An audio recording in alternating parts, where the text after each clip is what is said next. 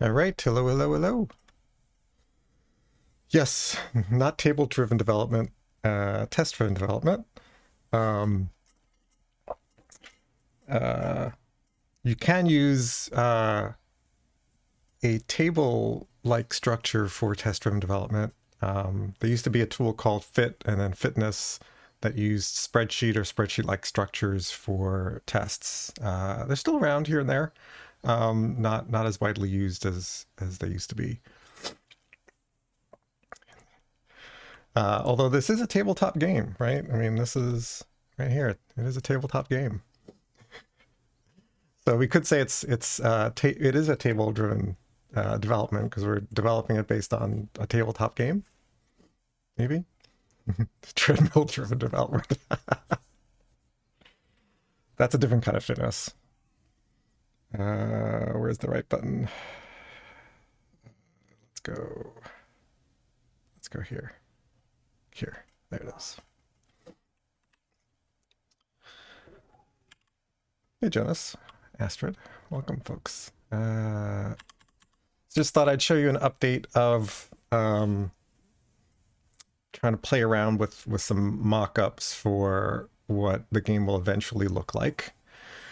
There's a lot to squeeze in, and I'm trying to figure out a good layout. This is okay. I mean, it looks nice because there's all the nice colors of the cards. I also have to add in here, what's missing is the two counters. So the commits counter, the commits tracker, and the risk tracker. So those things I need to include somewhere. I'm not going to use this layout for those because this just happens to be, this is a good way to print a physical card because I'm already printing cards. But on the here, I'm probably just kind of have some sort of vertical counter of disks lining up. Because I like it more than just showing a number. I like to sort of see something sort of growing over time. But that won't take up much space. I mean, that'll, be something like, pretty much it'll take up something like this. Yeah, so that's about the amount of space it'll take up.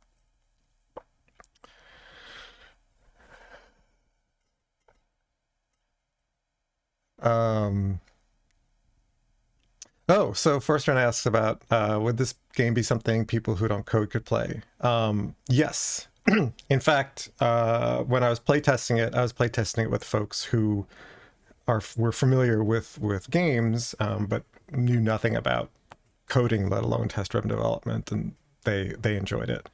I just gave my son a copy to play with some of his friends, so we'll see how that goes. But yeah, totally. I mean, it's on its own, yeah, sort of, the terminology might be unfamiliar, but it has your, game mechanics, so yeah.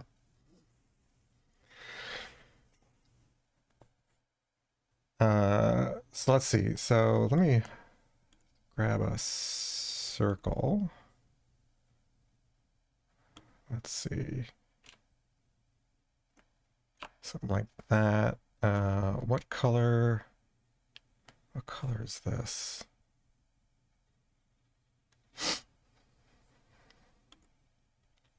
Sort of orange.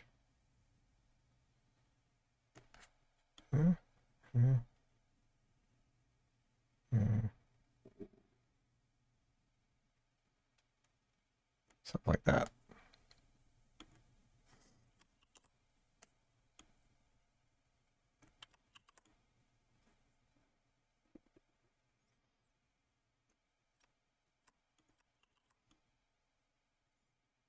It's interesting. So Figma, which is what I'm using to mock this up, when you duplicate something, most other programs that I've used will offset the duplicate, right? So basically a copy and paste in place will offset the duplicate, so you realize you've duplicated it.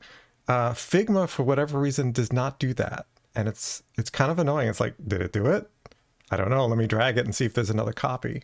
So it's kind of a little bit annoying. Are these not aligned? What happened to the alignment? There we go.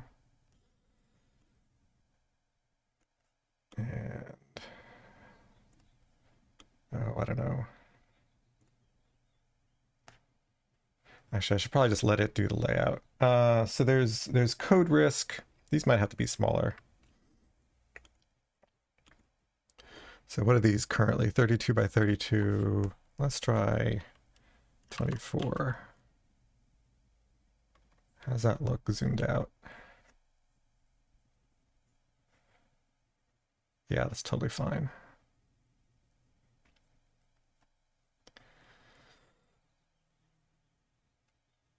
And these don't have to be that far away from each other. So let's align them.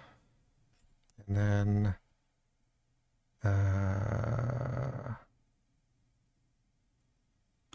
distribute vertical spacing. Tidy up. What does tidy up do? Distribute vertical spacing.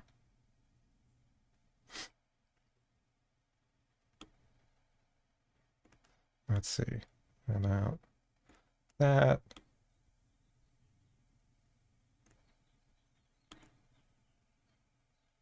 That looks off. That looks better. And one more.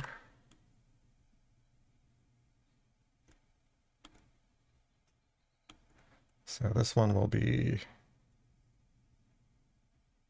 some.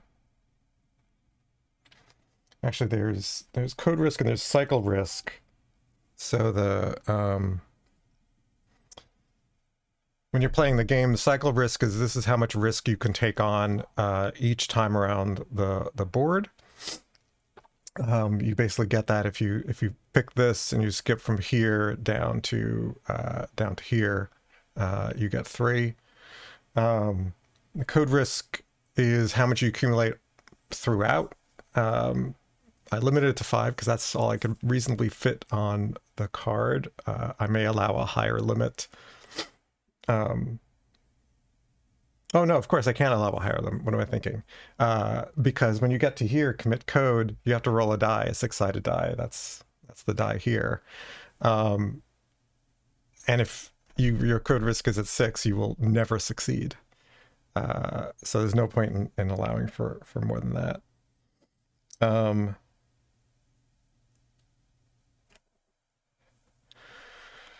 So that's the cycle risk.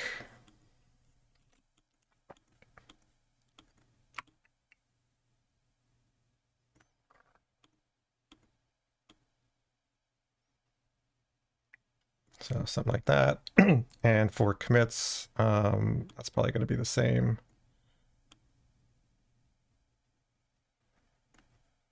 Let's move these over.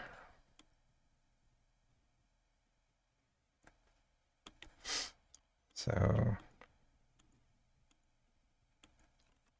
we'll duplicate those, put those here, and we'll color those blue.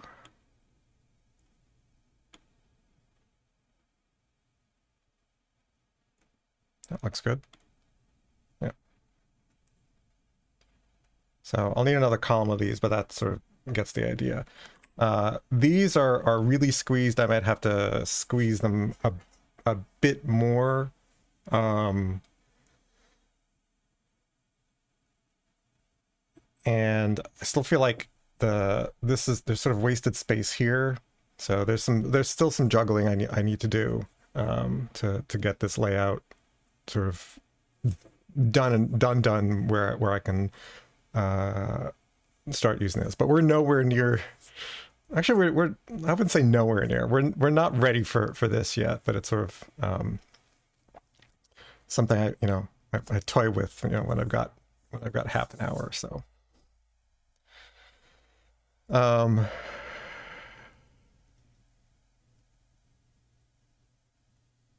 Yeah, instead of hard. Yeah, it'd be nice if there was a way to sort of clamp and say, nope, you can't do that, because that would add more risk.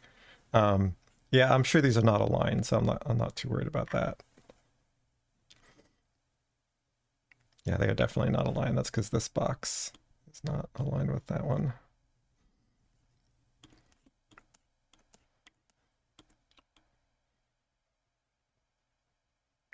There we go. Now we're happy. Yes. I was like, I'm not going to fix that. It's like, no, that is annoying. Let me fix that. Yay.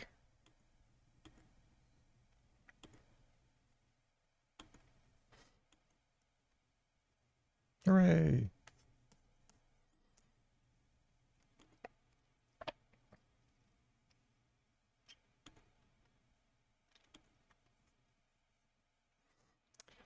That confetti celebrate is actually quite a long video. It's kind of funny. Just keeps going. Yeah, and I finally figured out how to turn it off so it wouldn't go off every time I switched to this view. All right, so let's go to the code. That's not the code.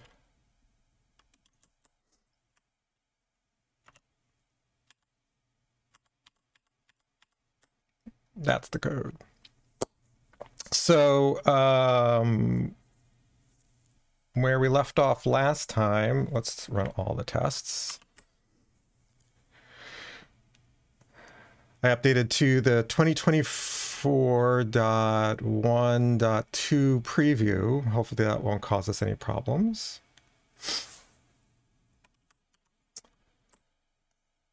And so we said we were going to write a test to make sure it creates the game and returns a handle for the game.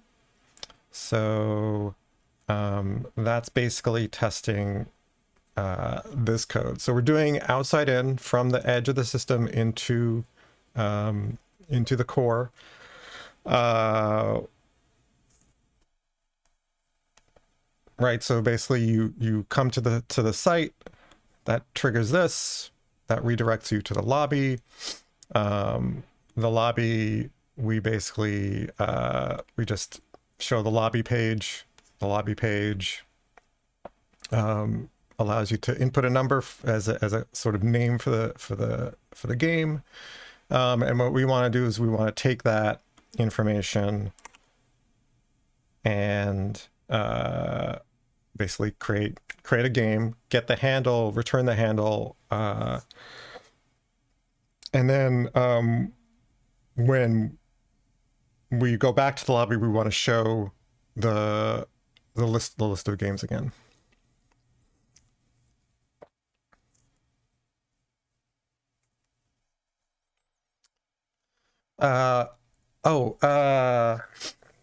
I turned off, so you can turn off some of the notifications, so it might have turned off the that create pull request. I don't know, we'll see. Yes, let's all go to the lobby. I need to have that as a little animation. I'm gonna make a note of that.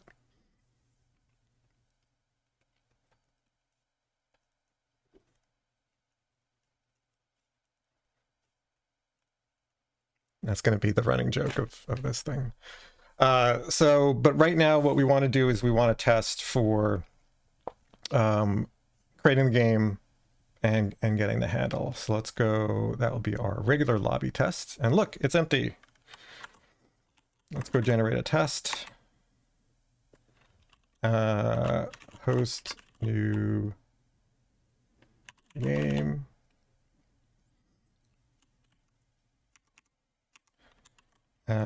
New game game with handle created upon post new game.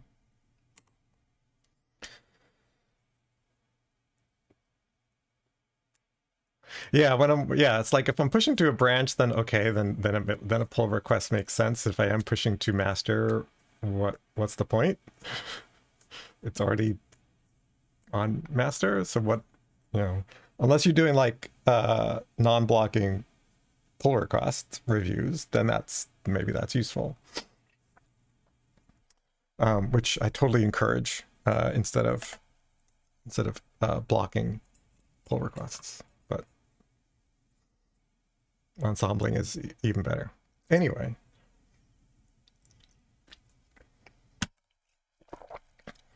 So what we want is we need to create a lobby. Well,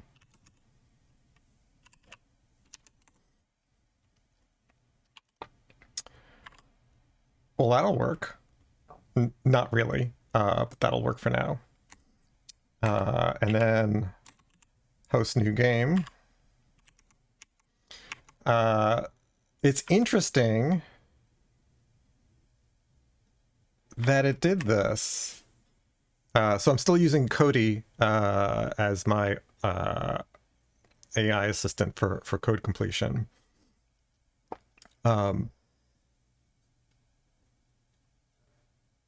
I don't like, how did it get that wrong? I don't know. Because it needs a principal.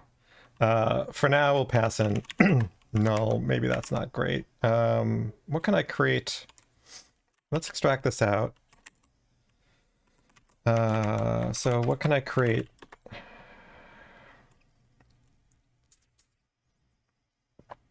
I'd like to create something that is that, which I can't do. I mean, I could do that. What's a useful subclass of that?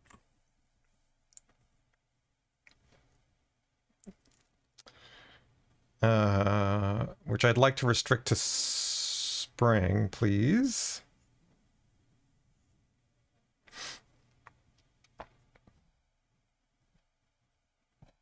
I mean, I could just make one up. It sort of doesn't matter.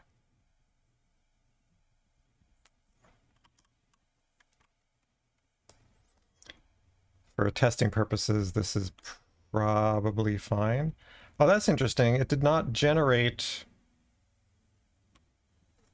this correctly. It missed a closing. Missed the closes. That's interesting.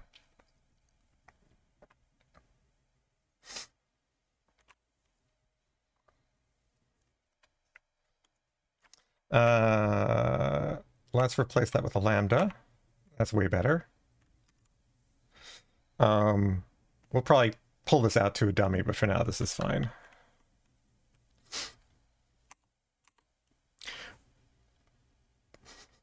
Seriously? Hey, at least Cody's not suggesting Makito stuff, because that would be rage inducing.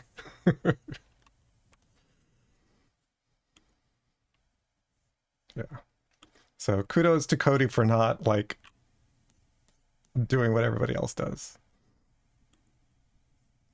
So what do we want to assert? Well, we want to assert a couple of things. This redirects to the lobby. That's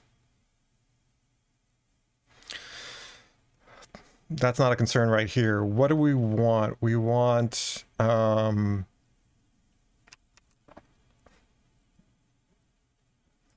so we want to create the game, and then we want to show the games.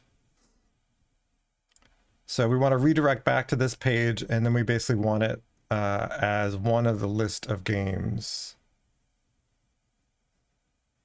In the future, that's going to change. Like, again, sort of, I mean, maybe I'll, like, again, as a reminder, that this game is intended for teams who currently can't play the physical game, that they're all remote, but that at least starting out, these games are not available to just anybody who happens by.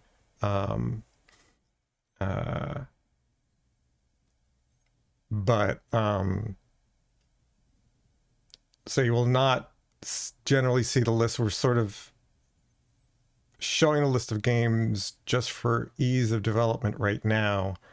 But eventually what'll happen is when you host a game, what you'll get back is the handle and then a link that you can use as an invite to send to people. And then we'll have, when we do the join game, that that link will basically direct you to join game with the handle pre-filled.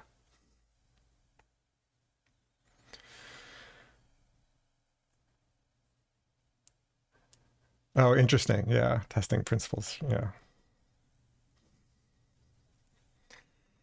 Yeah. Well, all right. So then what we need is we need a model here. So we need it to put stuff in the model. Except this is a this is a post request, so it's going to have to put it in the redirect models. In the redirect attributes.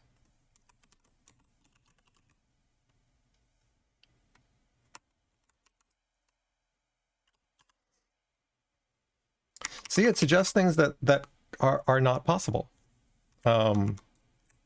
Like, good try.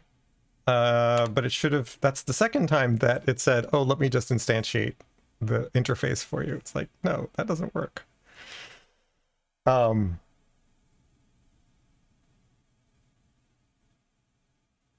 trying not to think of something else to do for this. Okay, so we got redirect attributes. Where do we want that? Let's put that here. So redirect attributes. Let's add that as a parameter.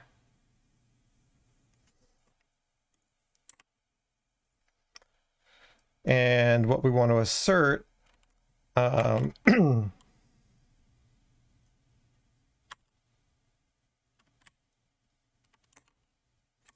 now, why all of a sudden am I being... Did I lose my imports?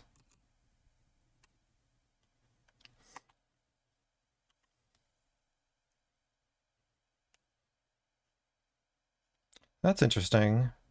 I thought I had all of those. All right. I guess I'll have to...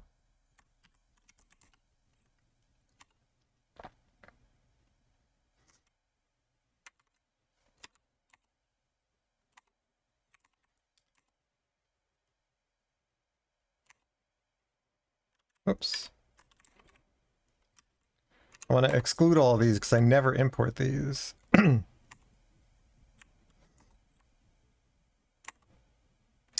Nope. I want to exclude that one. Now you can just import the right one. Okay.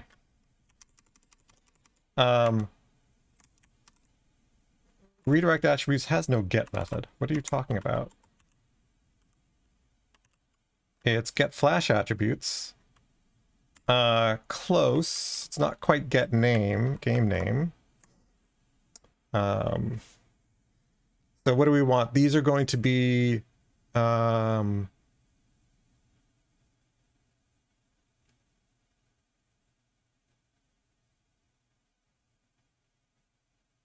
actually, in this case, no. The GET request is going to provide all of the games that were created.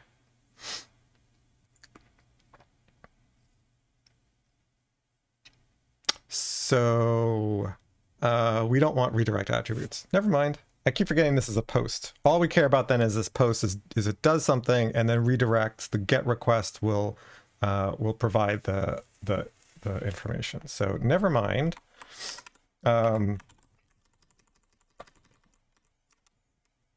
I mean, we could put a redirect attribute saying game created, but right now that will be obvious because the game will show up in the list.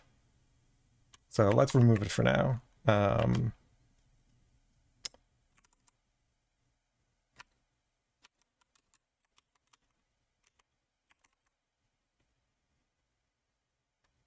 I love that IntelliJ is basically suggesting, do you want me to remove this parameter? Yes, please. Okay.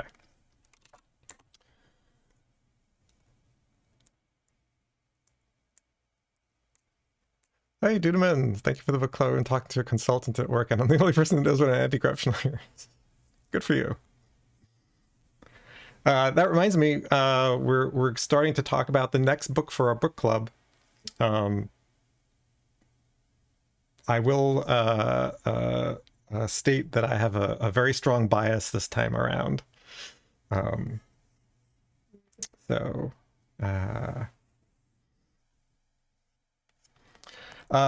no, dark mode is available if you have the points for it. There you go. You got to have the test points for it, like apparently Jonas does. All right, dark mode it is. Let me just finish this. Oops. Dang it. Is there, what I want to know is there a way to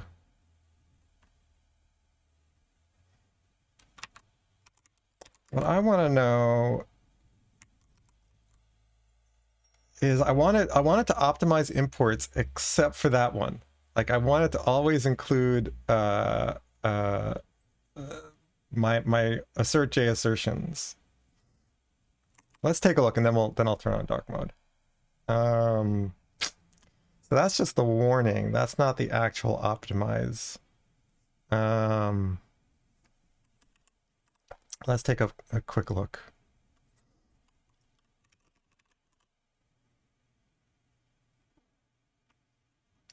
Wow, that was slow. It's not quite auto import. Exclude from auto import. What I want is the opposite of exclude, which is like keep even if it's unused in tests. Yeah, all right.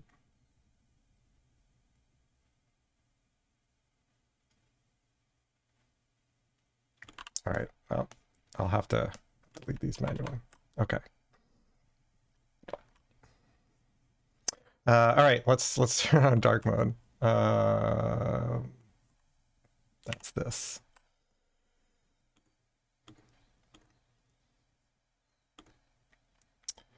So what do we want? I always forget, is it Darkula or dark? That's Darkula. That's dark. What's the difference?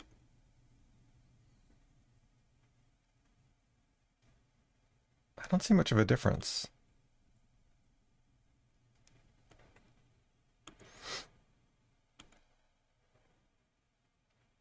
Oh, dark is just a bit higher contrast. Let's go with that. Oceanic. Is that still dark? Oh, it has a tinge of green or teal. Sure, let's go with oceanic. You redeemed, you get to choose. All right, let's set the timer.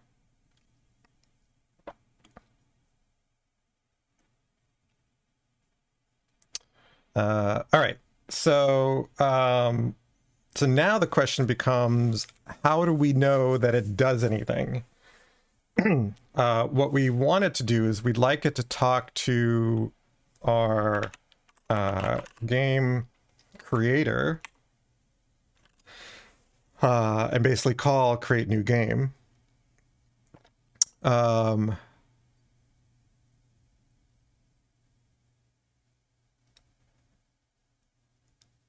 Which means that we will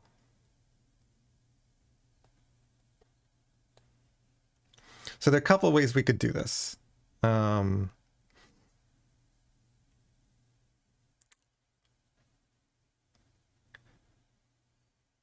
eventually Lobby is going to need a dependency on game creator.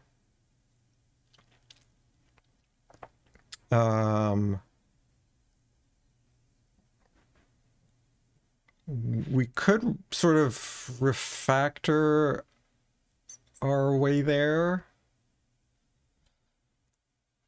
So if we pass in a game creator, and right now game creator has no dependencies of its own, eventually game creator will have a dependency on some kind of repository. But for now, who's going to hold on to the game that's created? We could stick it in lobby and then refactor our way there. And then we basically call show lobby and check that the model has the game. Yeah, let's do that. So what we expect, let's back up and start off with the base case. So let me disable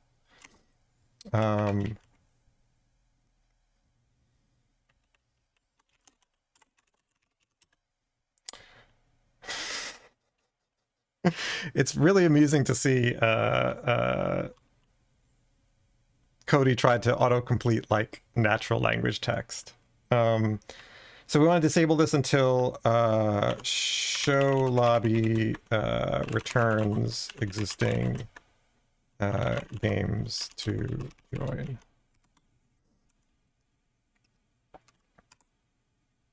All right, so let's now write a test that is no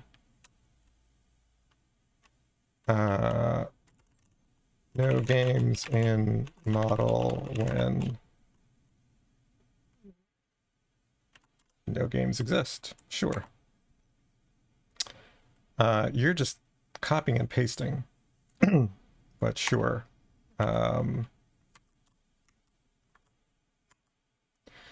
Let's refactor this to a constant,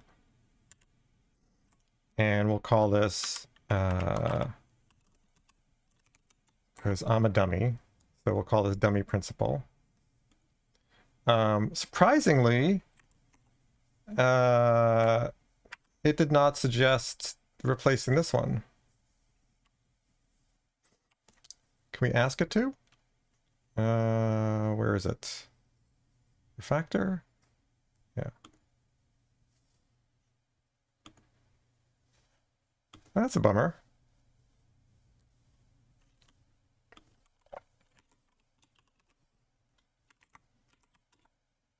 Like it should have noted, IntelliJ should have noticed that.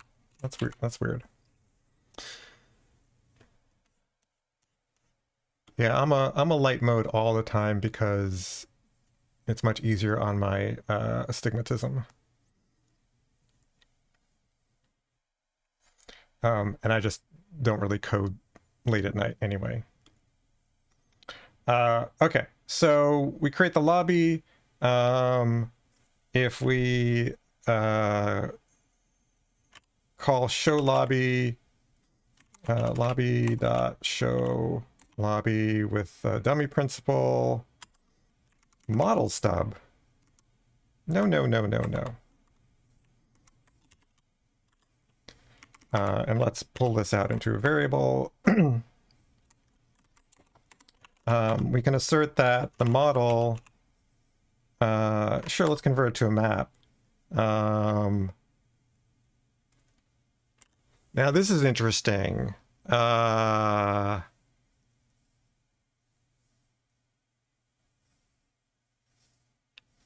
What do we want the model to be if there are no games?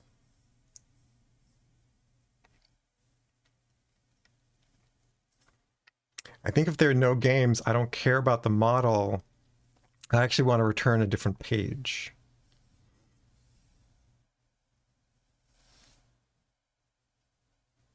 Because one of the things that I've been really trying to do is remove, if at all possible, remove any kind of logic and from my time leaf template pages. So for example, if I basically have the situation like, okay, I'm just going to show lobby, and then somewhere in the template, there's going to be an if block or an unless block, if the games is empty, then show this, basically else show this other thing. That's logic in the template, and I want to not do that. What I want to do is I want to return a template that shows games if there are games, and a template that says there are no games if there are no games, and that logic then is in the back end, and that's because that's easier to test. So I actually, in this case, don't care about the model so much. So let's inline this again. We'll get rid of that. We're not going to assert on that. And what we're going to assert on is view name. And so what we're going to say here is that view name is equal to no game lobby.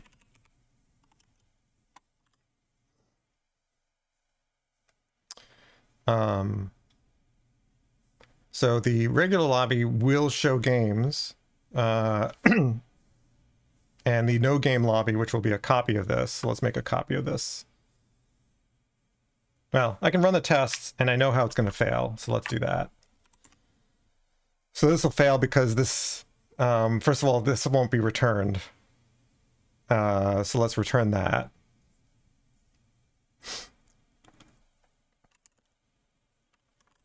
And then it's going to complain because there is no template called no game lobby. Oh, really? It did not complain.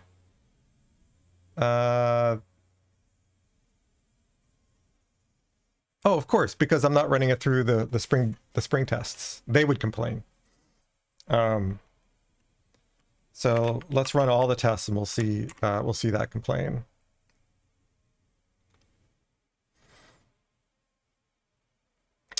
So here it complains because the no game lobby template might not exist. So let's fix that. We'll make a copy of this.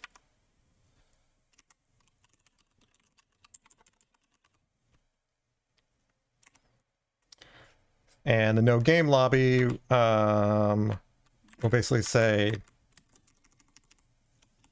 no games currently available to join. And then this will be that, and that's what we want. So that'll be fine. Yep. And then we can run our free tests, so those should all pass as well. Yep. Hey, Daddy Depression, nice to see you. Is there a type-safe way to use model, or it's always a key value API? It's always a key value API, because it's a generic model.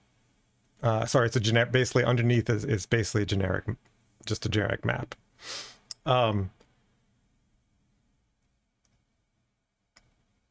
Because what the templates are going to process is pretty much strings. Right, so it can't be anything more than that. There are ways. I mean, this is, it's kind of funny. This is why I end up writing some tests on what's in the model and is it of the right type, which is very reminiscent of what do you do when you don't have a type system, is you write tests in place of the type system. In terms of having the key names in tests, you could create a constants, which I have done,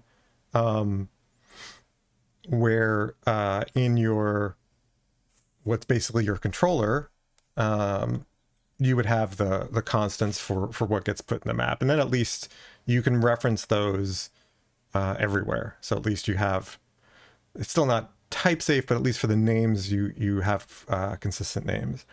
I generally don't do that for no other reason than it hasn't been an issue for me, but that's because I don't, once I create those names, I don't change them very often. Oh, Astrid has a potential solution. So let's see.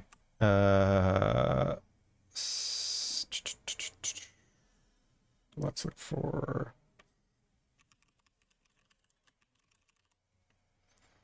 So inspections.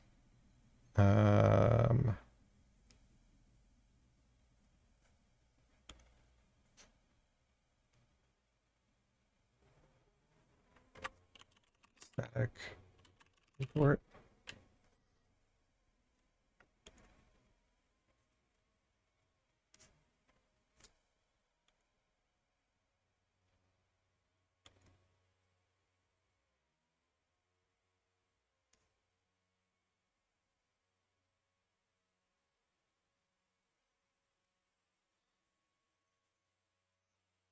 So I don't see how inspections is going to work, because inspections are just reporting.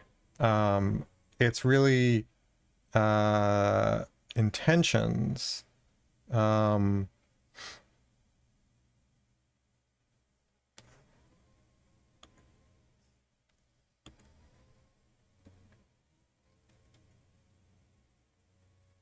So that's just going to be ignored by this inspection, but it won't prevent the optimize,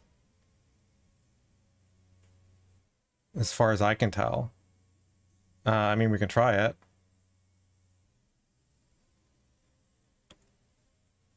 Let's go ahead and add that.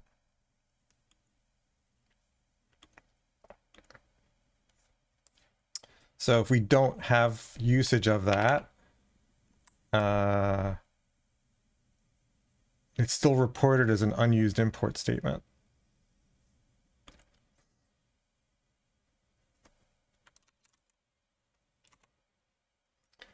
Because it's this inspection that's actually the underlying issue. It would be nice here to be able to say, no, leave it in there anyway. So this one doesn't have that option. So if I do optimize imports, it goes away.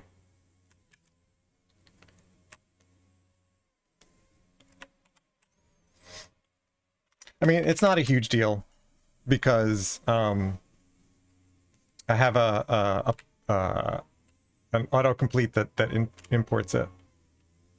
Yeah, is that the bug? I don't consider that a bug. I consider that a missing feature. Let's put it that way. All right, so this test passes. So it's not no games in model, it's no games lobby view when no games exist. So now what we want is another method that is lobby view shows games when games exist. Thank you, Cody.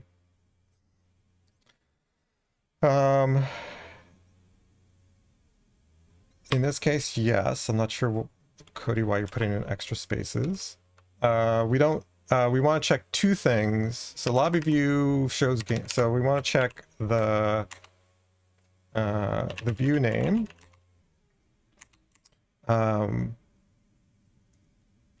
Yeah. No. Thanks. And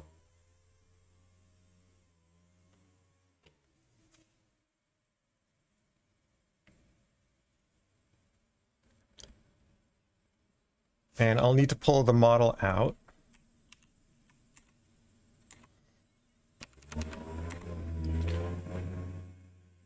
But one test at a time. And oh look, dark mode is over.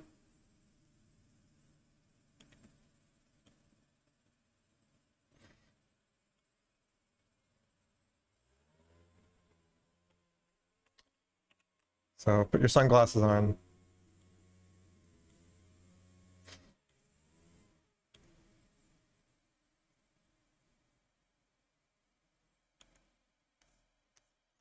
So let's check that this works, because right now it's always returning this. We'd like it to return that if there are games. This can't possibly work though, because nothing in here actually shows that we've added games. So we need some way to control the fact that there are games. So this may trigger this sort of, I always think of this as sort of this waterfall of other things we need to do. So here, we've got game creator, which creates it but doesn't hold it anywhere. So I think we're about at the point we need a repository.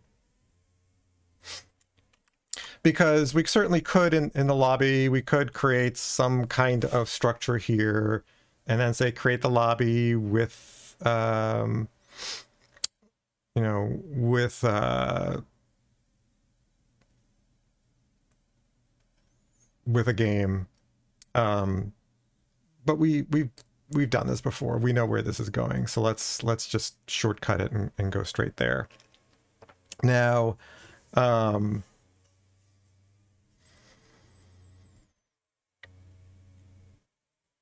we could pass the repository directly in because it's just retrieving all the games, and that's okay. So there's been some discussion in the Discord around, can an inbound adapter, which is lobby is an inbound adapter, access an outbound port? So repository is an outbound port. And so what that looks like from a hexagonal architecture point of view, let's see, do I have one handy? Let's go create one. So one thing I really like about TLDraw is not just the fact that they've got the hexagon shape built in, but also it is correctly oriented. It is pointy topped. So let's say, so this is yellow. We'll make this a bit thicker.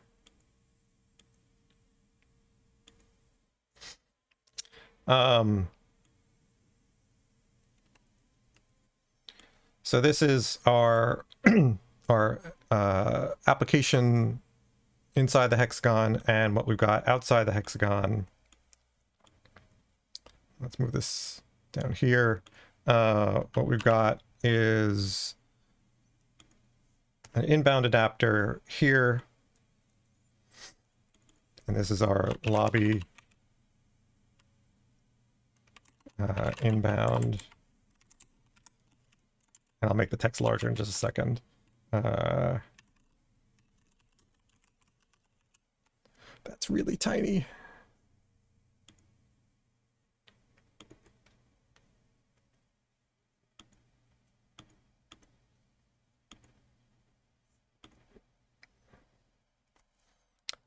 Why is not the, come on, there we go.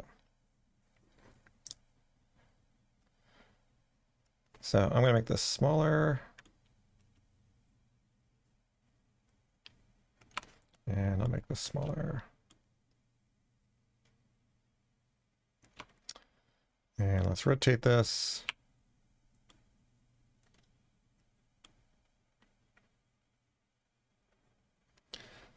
So this is an inbound adapter. The repository is basically this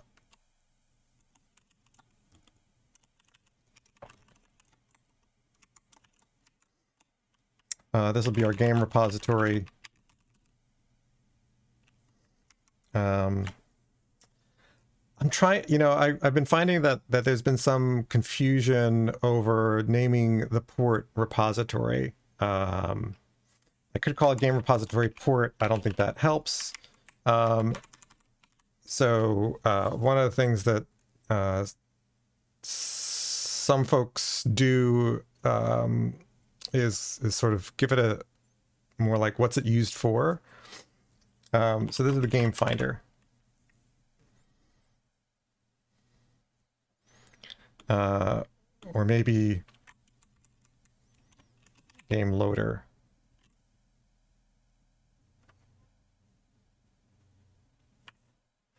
Let's try that. See how that feels. Let's rotate this, and this goes here. So generally, what we want is we want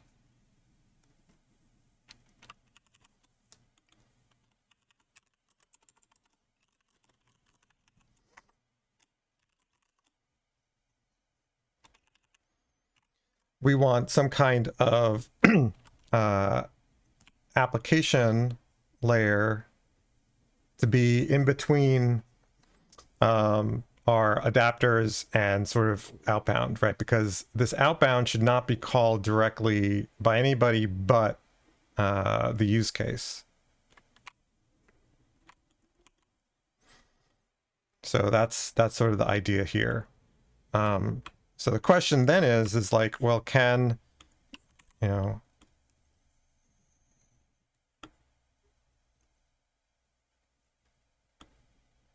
can we sort of, you know, go around the use case and have an inbound adapter talk directly to a port? If it's a read-only port, I actually don't have a problem with it. What it depends on is what objects am I getting back?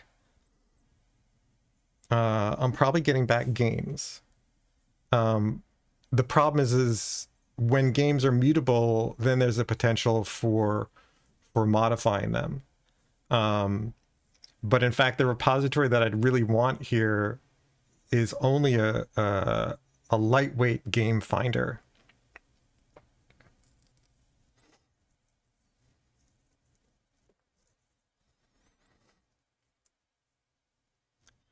So it says port for repository and adapter. Yeah, I'm trying to eliminate having the word repository in both things. Like the reason why is I am generally, I mean, I don't have to name it this way with the concrete implementation. So this thing over here.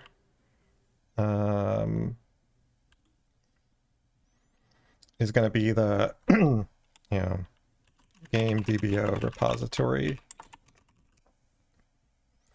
I don't have to name it that way, but the underlying technology, which is going to be Spring Data JDBC, it uses the word repository, and so I think even though that name is really a DDD name and has a very specific tactical pattern reason for existing, the naming does get a bit confusing. Yeah, so Alistair Coburn does use this idea of for. I've tried it out. I don't like it. Like I don't like it. But I do want the names to be a bit more concise because I think I want my ports to be smaller. So this one would be a game loader or something like that, and there'd be other ones that would return would be returning different kinds of objects. So I'm okay with, so all this is to say is I'm okay with the inbound adapter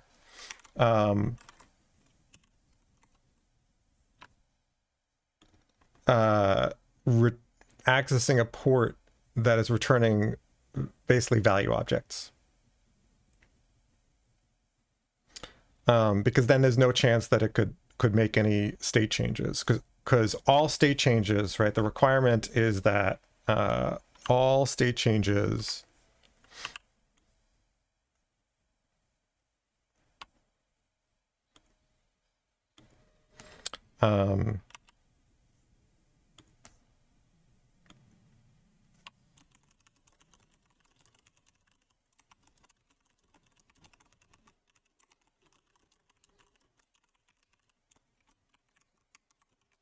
is they must go through the use case layer.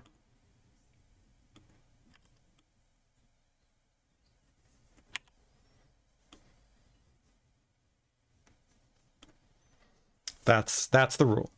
The use case is the thing that decides and then makes state changes. So that means that the inbound adapter can access the game loader port as long as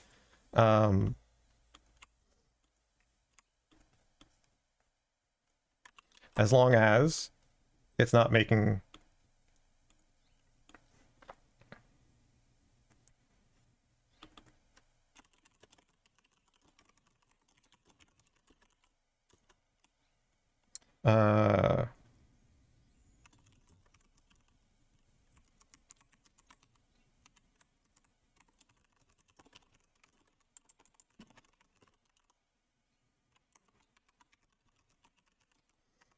right, so that's fine.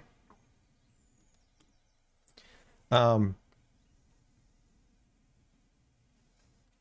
I enforce that is actually a bit of an issue. There's probably some way I could do it with ArcUnit, but I cringe at thinking how complex that rule is going to be. Hey, live coding with Shelp.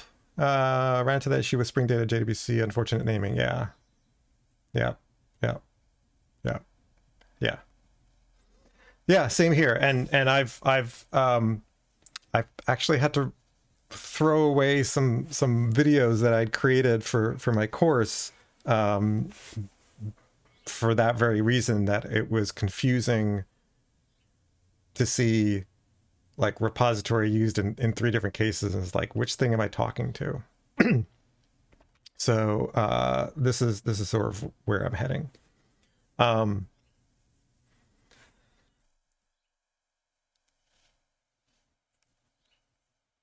So anyway, all that's to say,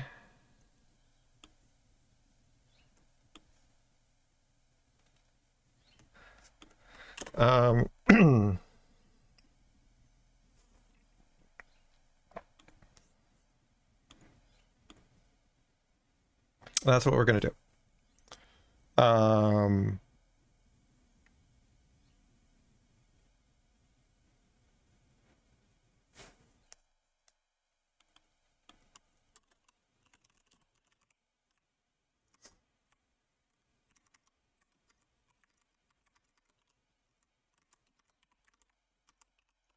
Not sure why I was title casing this.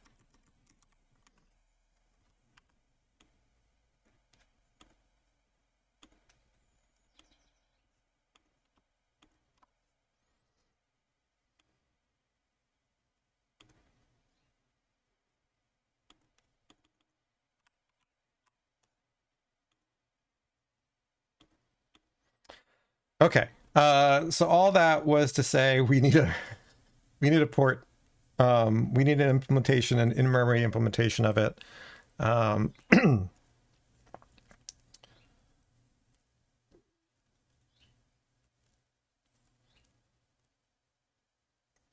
Yeah, that's what we need. And here I'm creating an in-memory implementation, not just for tests, but when we start playing around with the app, it'll be nice to have that to play with, and it's very flexible without committing yet to a specific schema, even though I think the schema will be fairly straightforward.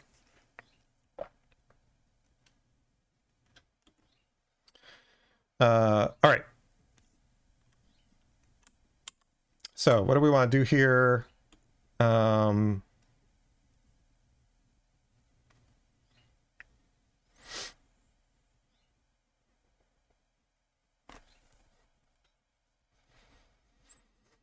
I think what we want to do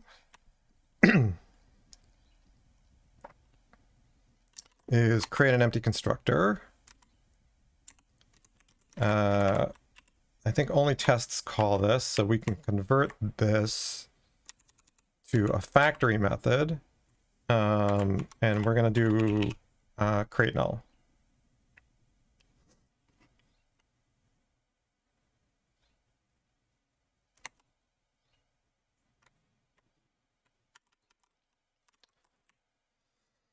We will retain this as public because it's a controller, so Spring needs to be able to instantiate it. What we want to do is we want to create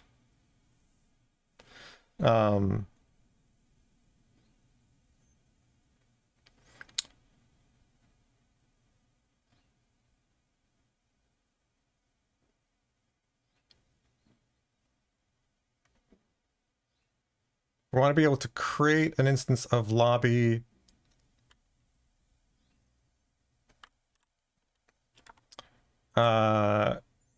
and we need, what do we need? I kind of don't want to return, right? Because we want this to be value objects. Game is really an entity.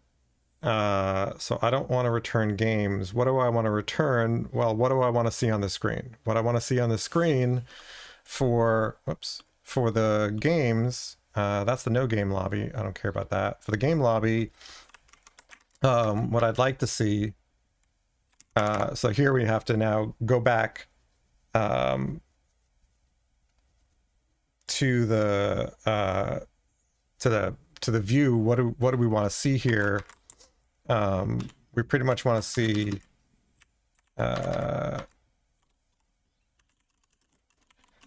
game name and game handle.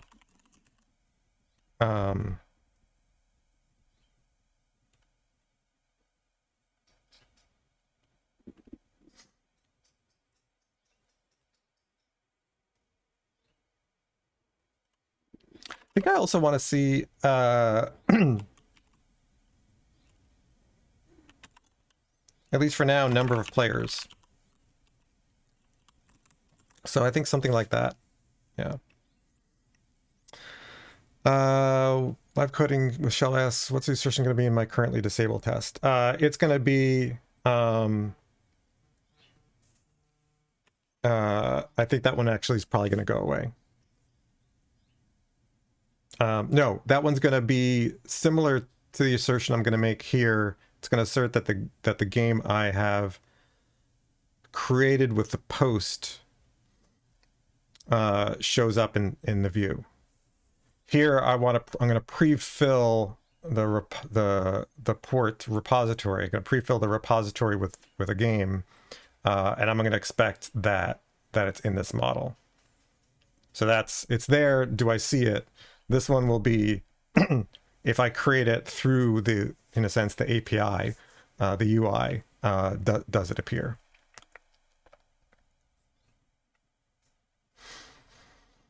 So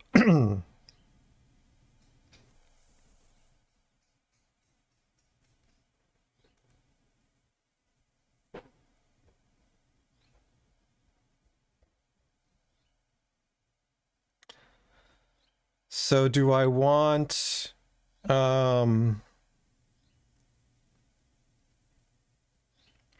yeah, so I want a dedicated repository for this.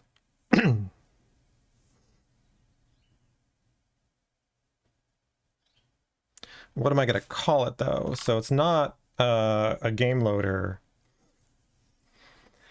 because what do I want to call read-only versions of this? I mean, I guess I could call it a game view loader, because these are basically just views onto a game.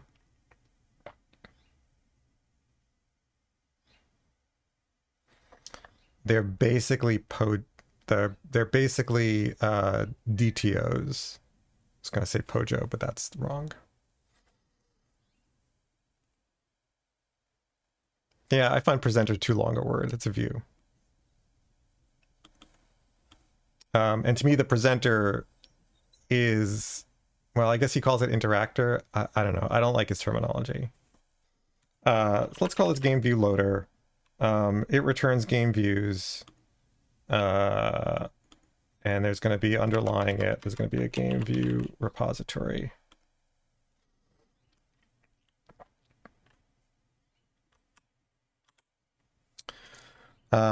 So game view is going to have the name, handle. What does game currently have? currently has name, handle, so it has all this information. So we just want to create a lightweight version of it.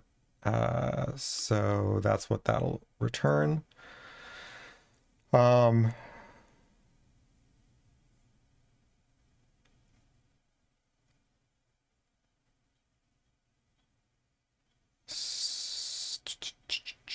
Okay, so then what I want here is assert that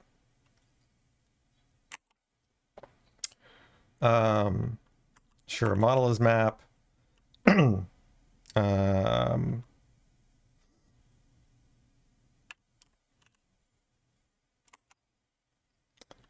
Extracting game views.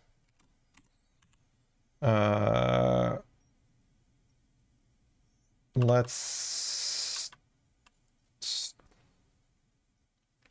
go right to contains exactly.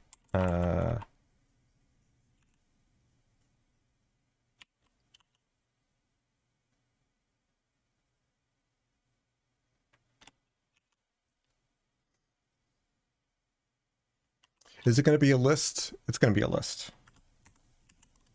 And I can say it contains exactly. Can I give it a parameter? Oops. No. Can I say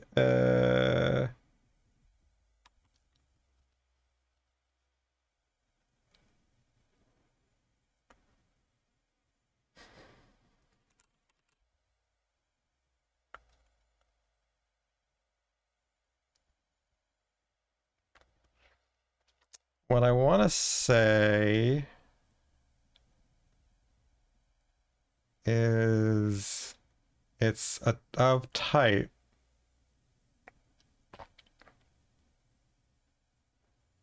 how do I do that again? As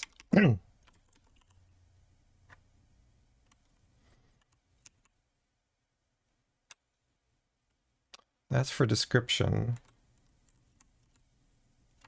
As instance of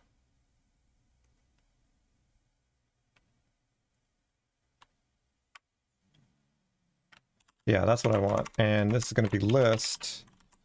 Ooh. That was kind of nice. Why is this having trouble importing this? No, I never want to auto import that. I feel like I've lost some of my auto imports because I never, I usually that's an auto import. So then game view, let's go create this.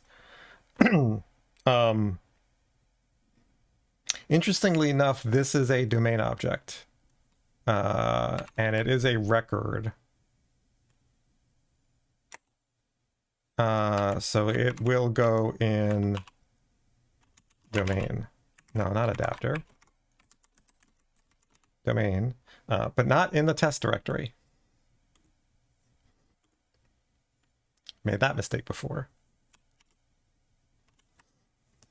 What's wrong here?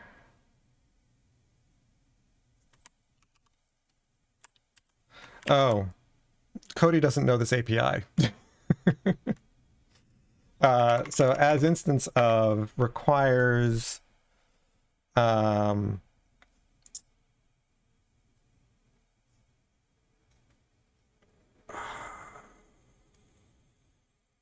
instance of assert factory.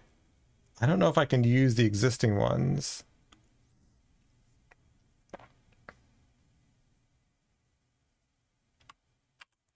So we want instance of assertion factory. List, that's what I want. I so rarely use this. I have this, I discussed this one in my AssertJ presentation, which at some point I will finish editing. I hate editing videos.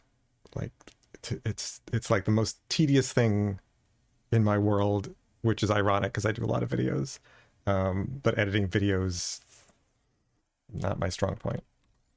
So this will contain exactly For now, we'll just say a new game view. Good try, but right now game view doesn't. No, stop. It doesn't have anything in it. A little overeager there, Cody. That's what I want.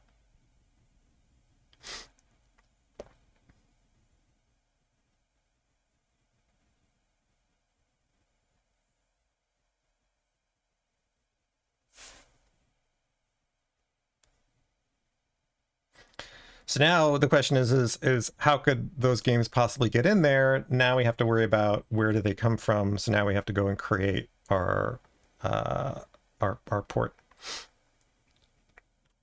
But let's run this test. This test is going to fail because the map's going to be empty. The model's going to be empty.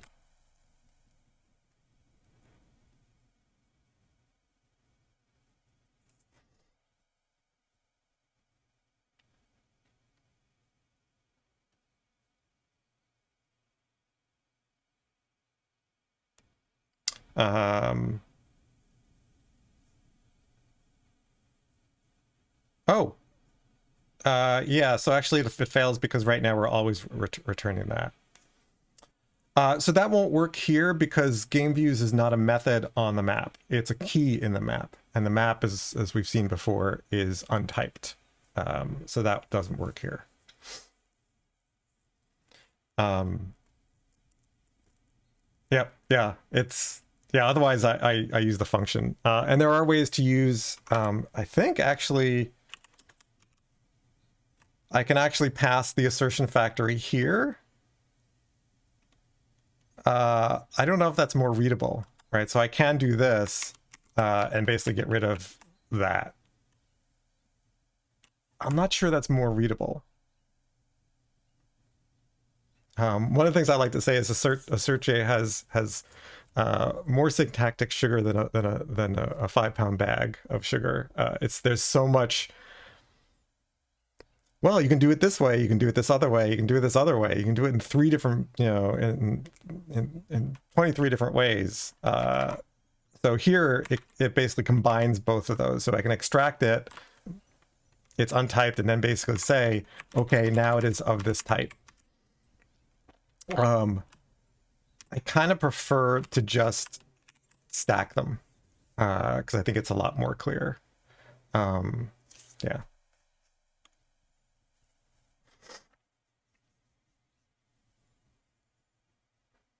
All right, so writing this assertion was interesting, but actually not useful yet because we're still stuck at this is not working. So let's get this to work. Let's create null.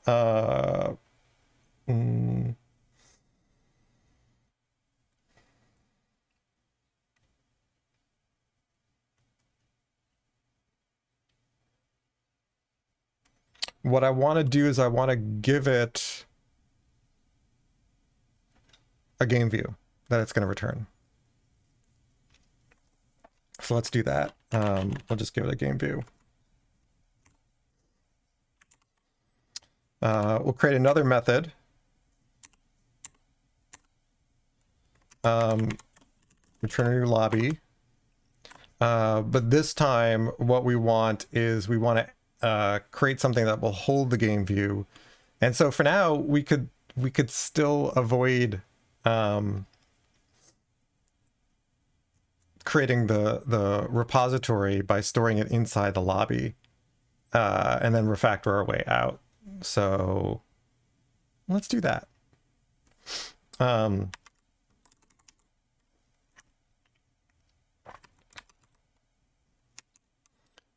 So we're going to do just the simplest thing that'll get this to work.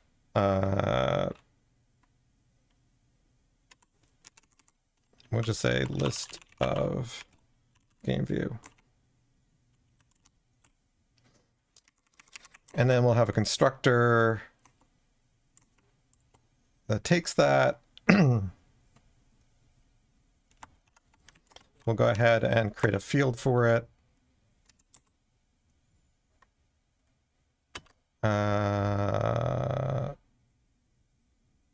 yes, in that case, it should be game views.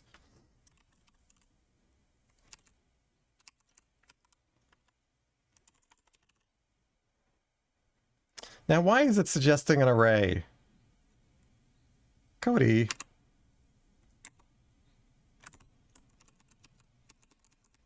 That was kind of odd that it was suggesting arrays. For two reasons. One is, who uses arrays? And two, the type is list. All right, we actually want to do an add all of that.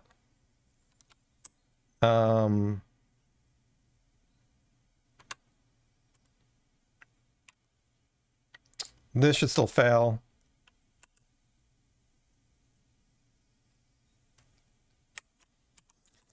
And now what we can do is we can say, I'm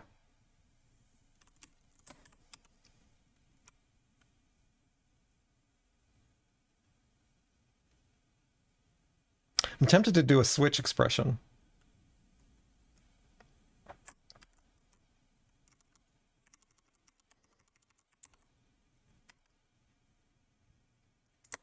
So return switch on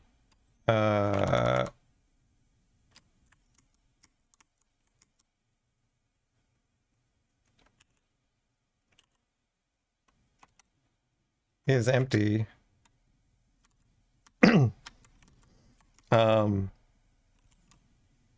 So true.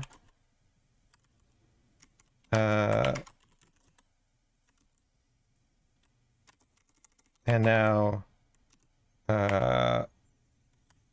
what? No, I thought I was going to add the other case, which is false.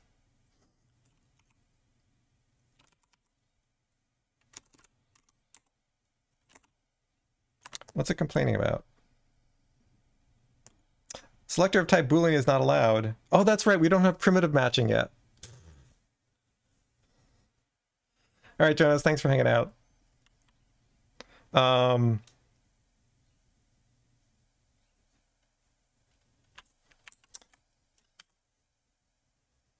right, well, I guess that was a good try. We'll just...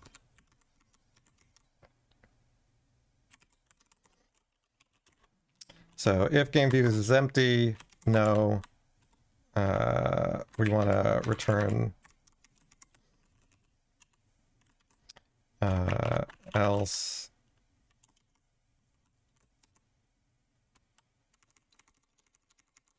return, and then clean that up. Okay. Could do a ternary. Yeah, ternary is fine. All right. This should now pass. At least we'll get to here. Actually, this should totally pass because we will have game views. There will be one. Although we're not putting it in the game view. So this will still fail because we're not putting it in the view. Okay. So at least get to here.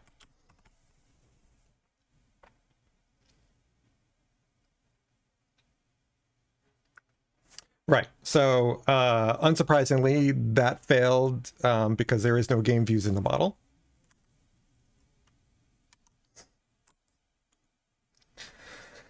So let's do that. So we'll add an attribute here.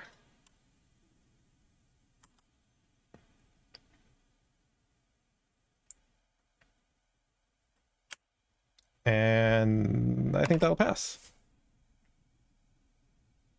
And it does. Excellent. So let's do a commit.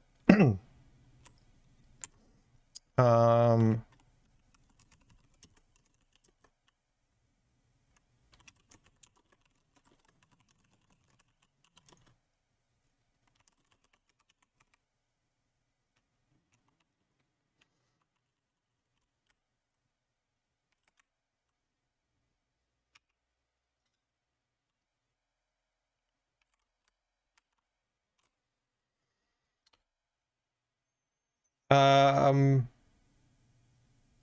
there's no refactor here. Not yet. So my policy on sort of looking harder at refactors is when I finish either a command query pair or a 0-1 many cycle. And what I mean by a command query pair is have I finished the ability to cause state to change and then see that state change. And then I'll look for refactoring. Here we've only done the query part, right? So we can query for games and they are showing up.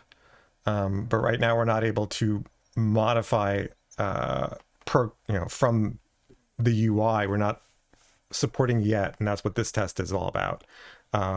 Once this test passes, then we'll look at, there'll be definitely some refactoring to do, like extracting a port. Hey, Sweetie. So let's do that. Yeah, so like the sort of simplistic heuristic of TDD is, red green refactor, which is fine. But sometimes that can cause you to either refactor early, which means you might refactor in the wrong way. So the sort of the two heuristics I've come up with is the 0-1 many, then really look at refactoring because you've probably got now a structure to do, or command query is the other heuristic. Yes, and my reds are different shades. All right, so this now works, so we can now enable it. Host new game is a post request to create a new game. And so now what we can do is we can assert that when we grab the model,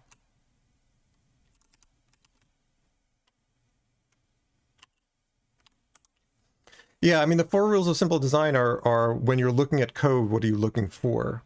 The question is when do you look at code?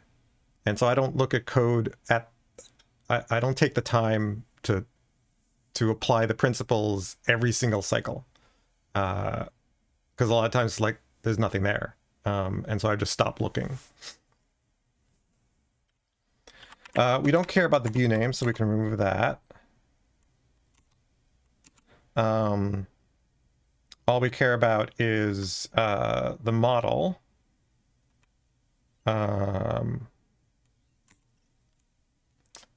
And now what we want to assert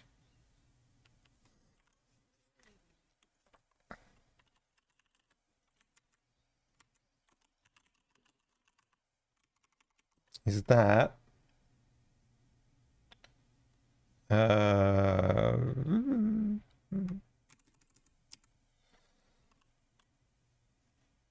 feel like I'm going to do this assertion a lot, so let's extract this assertion.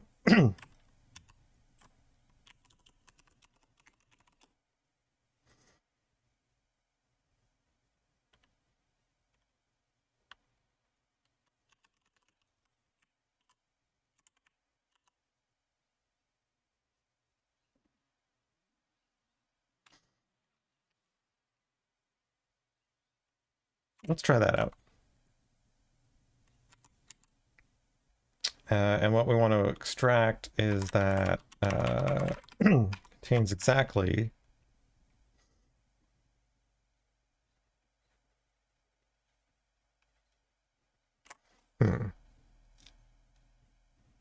yeah, I probably extracted too much.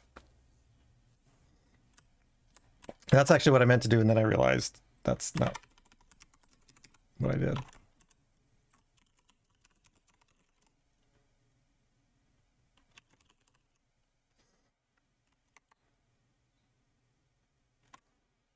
Yeah, thank you. All right, so now what I can do is I can assert that model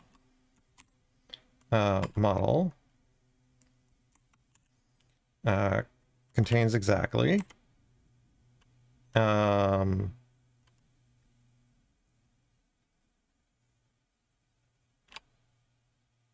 Sure, which means we're going to need to modify the record to create, to have the information we want. What was the information we said we wanted?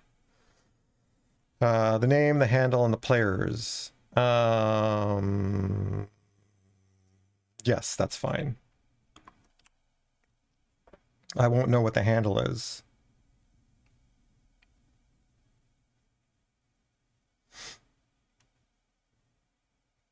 But we'll need at least need that property. So let's add that. Why did you not make this dialog bigger?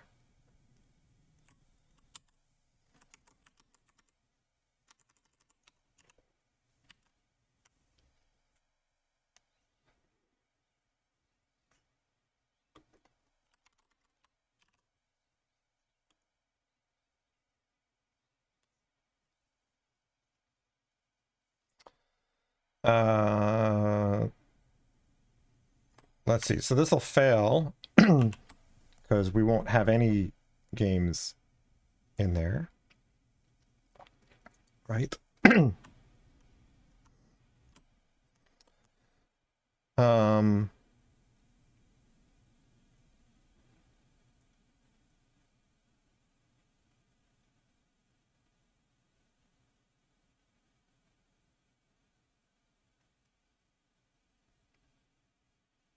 I'm just thinking, should I add the other properties? No, I'm not going to add them just yet. Okay, so now we got a test. It's failing for the right reason. Now we can go ahead and fix it. So that means here,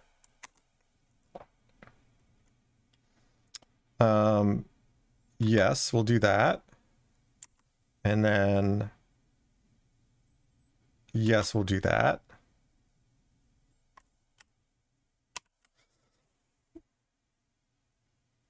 Yep.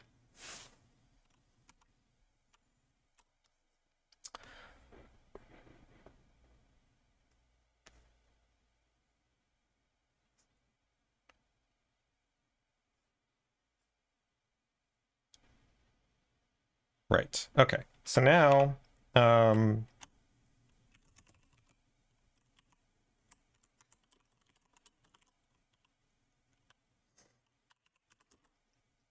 clearly we're shortcutting the process. Yeah, Cody's certainly doing better than any other. Not that I've tried very many other assistants, but it's doing pretty well. Just don't ask it to do Spring Security stuff. Which they actually SourceGraph actually responded and said, yeah, we'll prioritize sort of using newer APIs over older ones.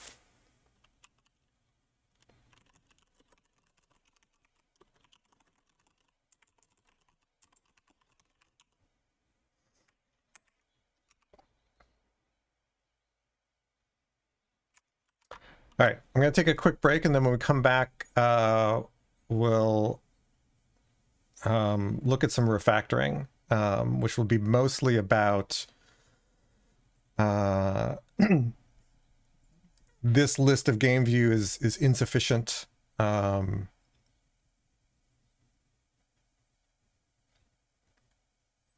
we'll want to pull that out.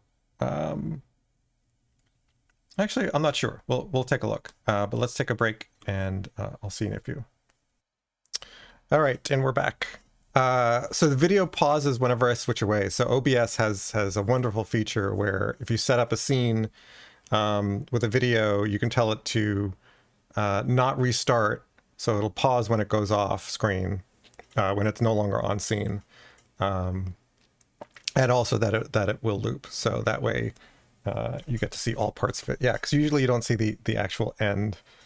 So now you do. And yeah, like it's hard enough on humans to figure out what is the latest in Spring Security, because even the code examples in the Spring Security repository are outdated,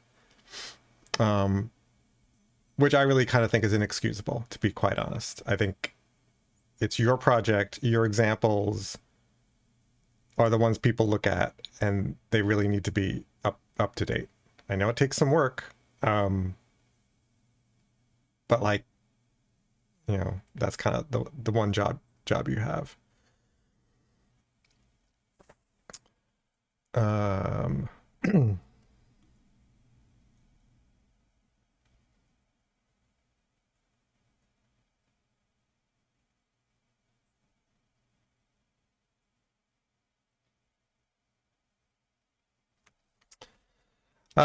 So live coding with Shell talks about my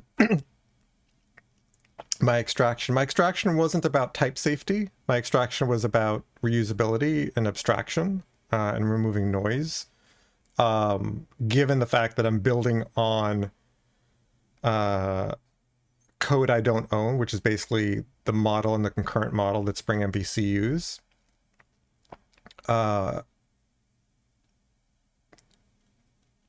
I am basically bound by and limited by that. So I therefore have to write code that makes it easier to do what I want. So true, it is a lobby model. And true, model is an interface and concurrent model is extensible. But in reality, I don't control the model that gets created and passed into these methods. So that doesn't really, that's not that's not something that I can extend. Right, so if we look at lobby's a controller, this model here and this principle here, those are injected by Spring Boot, by Spring. I have no control over that. My tests do have control over that, but I can't just pass in any model because I need to match as closely as possible what Spring is going to do. If it were up to me, I'd be doing stuff very differently, but I'm bound by the framework that I have selected for better or for worse. I hope I understood the intent of what you were saying. If not, feel free to provide more info.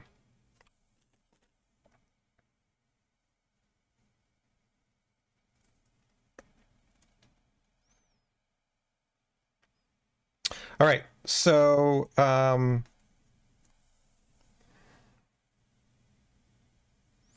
there's nothing really forcing me to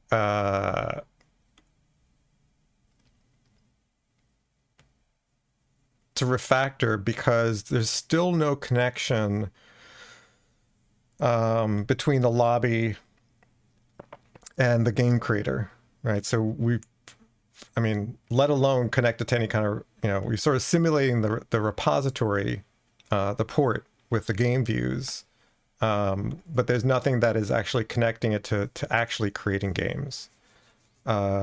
So we need something that will guide us to talking to the game creator. And that's likely going to be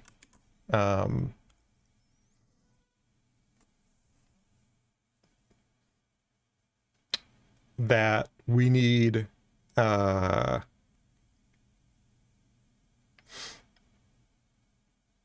to get a handle on the handle, and we need to also, yeah, I think that would be sufficient to drive it. There's something about that feels a little artificial.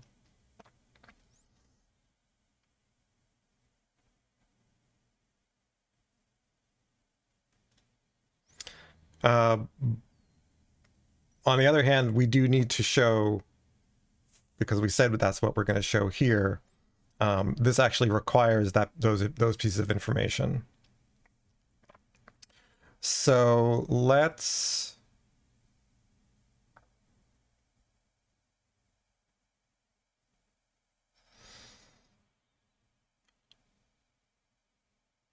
Actually, let's run the app.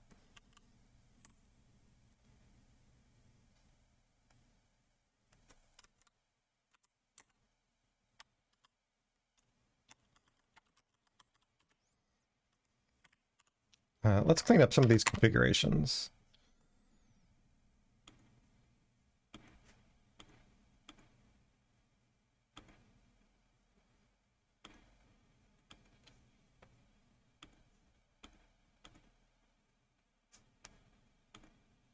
Okay, much better. What? I just cleaned those up. Did I not save it? Dang it.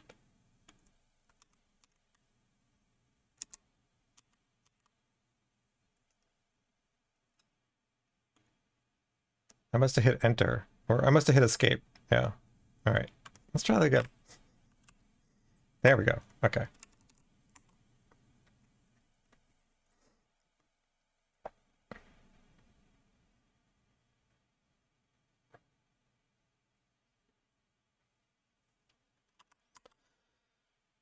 All right. So let's go.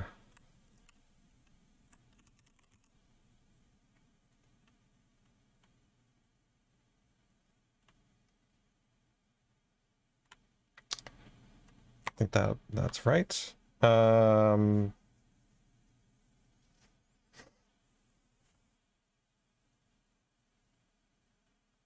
Why is it not asking us to log in? I still feel like there's something wrong with the security.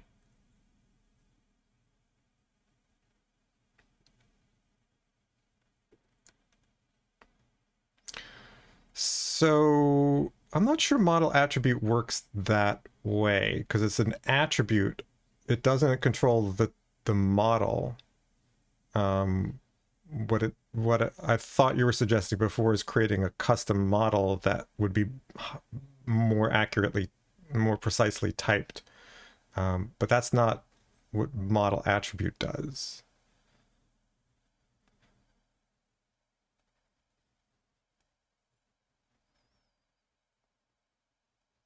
So when you're working with RESTful APIs, then you're not using Spring's model, right? Because the model is the MVC stuff. If you're doing a RESTful API, then you can have the concrete types that you'd like, and then it'll transform as appropriate. But MVC is using a generic model that is basically string to object mapping. And again, there may be some obscure methods to make that more type safe, but ultimately they get converted to strings by the template. So I'm not sure I see much value in pushing on that. Why am I not?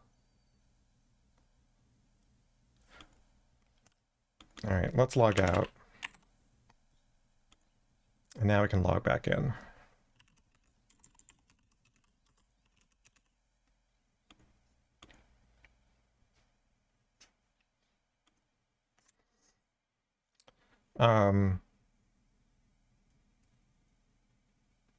Hey, so we got the right template.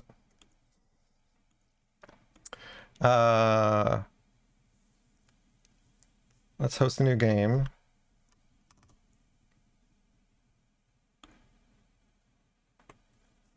And now it's showing the other template, which has been hard-coded to show this. So at least we know that works. So somewhere underneath there is a game there. All right. Do I figure out what I've got set wrong in my security, why I'm logged in, but I'm not logged, but there's no principal? I don't know that I want to deal with that right now.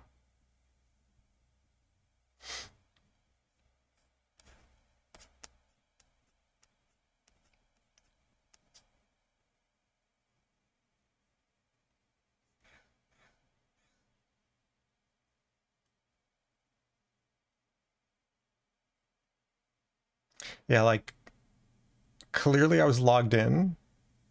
No, sorry. Clearly I was authenticated. but there must be something I'm missing in the configuration, and it was a temporary configuration anyway, so I'm not too worried about it. So I'm not going to spend any time on that.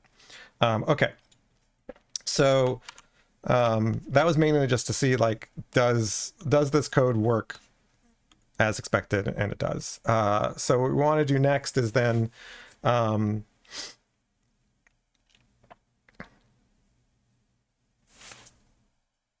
display actual games. So let's do we'll do an unordered list, and then this will be a th each sure, although we call them game views.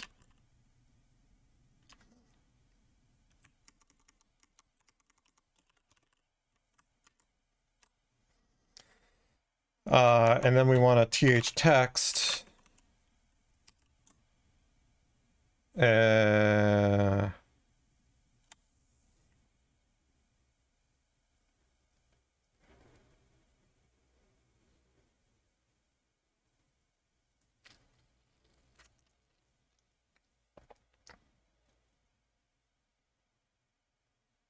Do I want do I want to just do some string concatenation here, or do I want to have separate spans for each?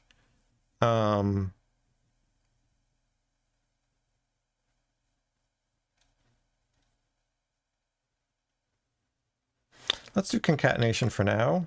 So game view dot game. What did we call it?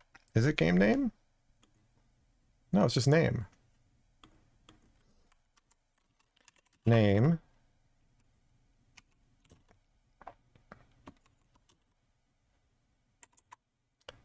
I forget how to do string concatenation in.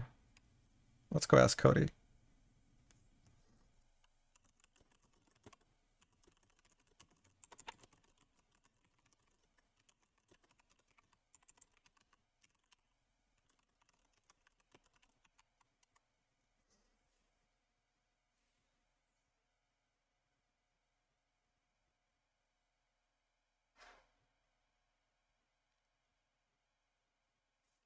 That's the one I wanted.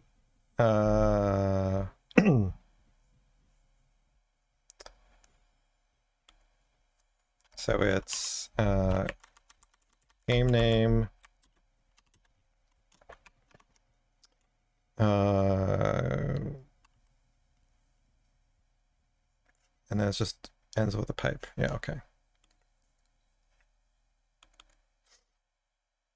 Oh, that's great. Thank you. Once I guess I gave it a little nudge, it did the right thing. I don't like num players. Player count is what we'll eventually call it. And then we can have that. We'll delete that. So is that going to look okay? Sure. Good enough for now.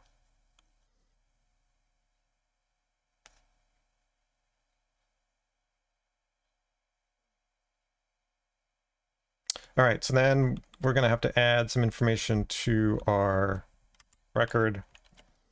You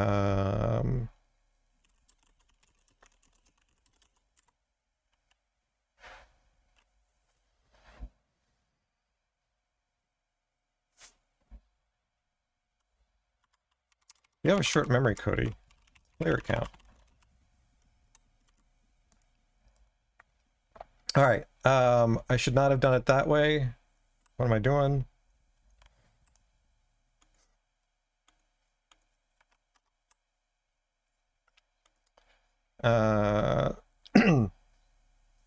So what's interesting is that once you're in one of these dialogues, none of the AI assistants are available, which is too bad. So this is going to be a string handle, not Gandal, handle. The default value is that. And the next one is int player count. Default value is -1. All right. So which tests are going to fail? I don't think any should fail. I'm not relying on any of that information. Yeah. Okay.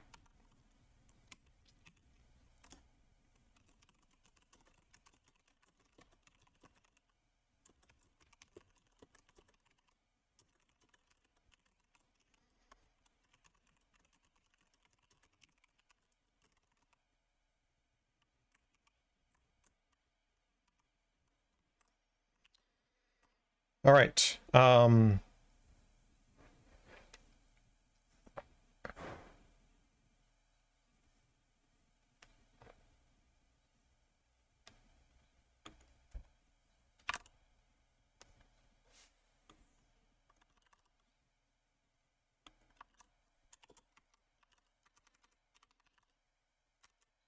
I don't know why it was suggesting additional parameters here.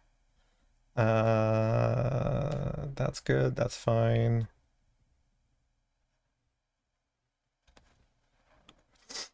So there's going to be no way to predict the handle. So that will require us to update our dependencies somehow. Yeah, that's when we're gonna have to inject the game creator, and we're gonna have game creator. We're gonna have to have control over the way it generates handles. But for now, we expect that when we create a new game, the player count is 0.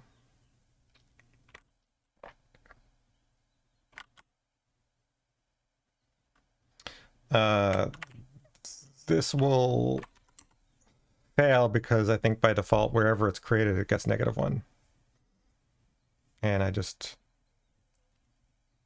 ran the wrong tests.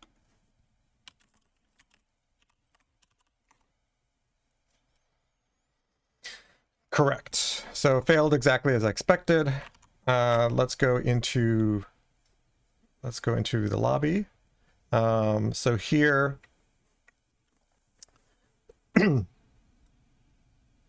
now we're going to have to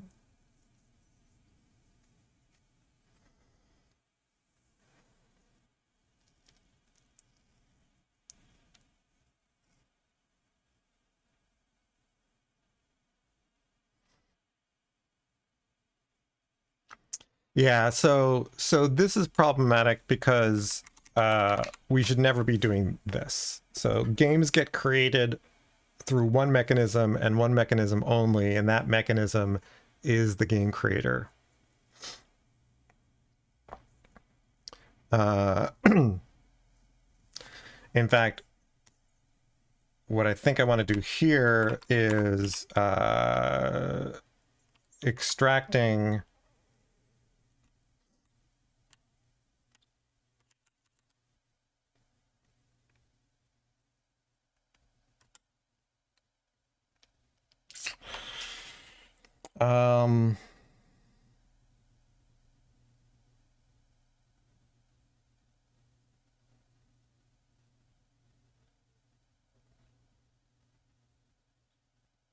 what do I want to do here? Oh, hey, Hank Pink, welcome. I think what I want to do, I want to extract the name. I want to ignore the handle. Really, I want to say the handle is not null, not empty.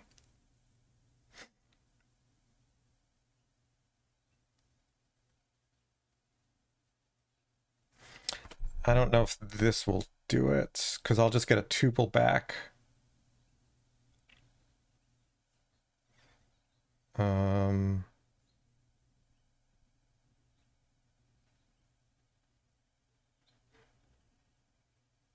Yeah. So let's extract game view.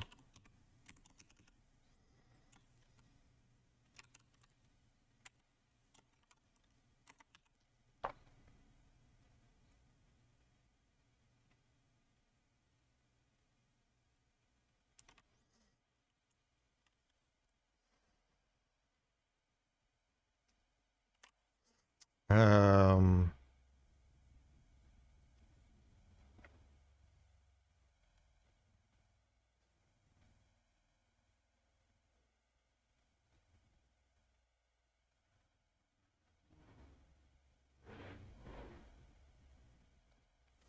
I'm overcomplicating this. Let's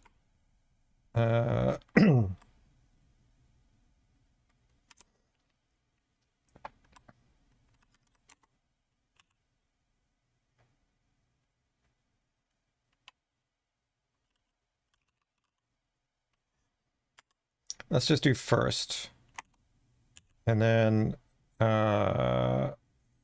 extracting.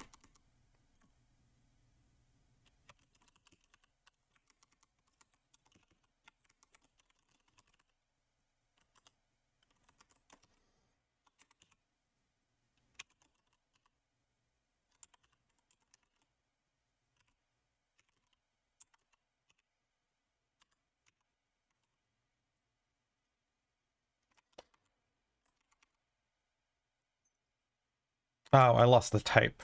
That's the problem here. There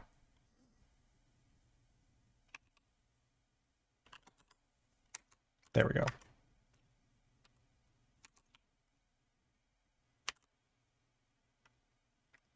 That's really ugly. I don't like that.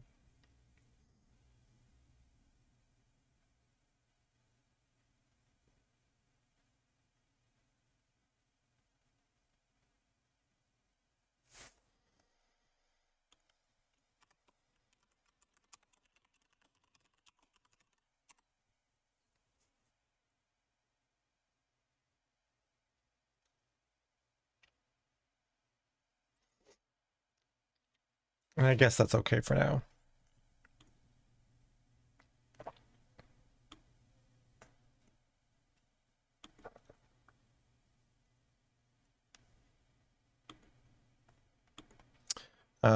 So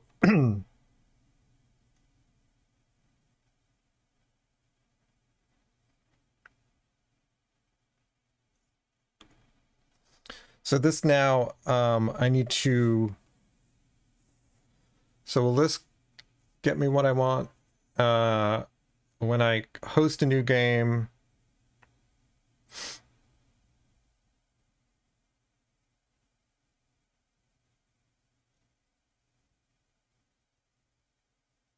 and I retrieve it,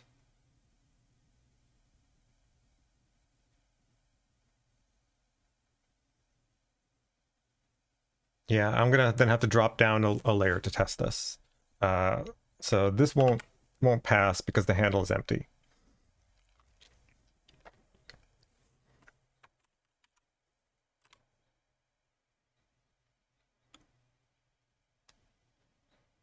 All right. So what we're going to do now is disable this.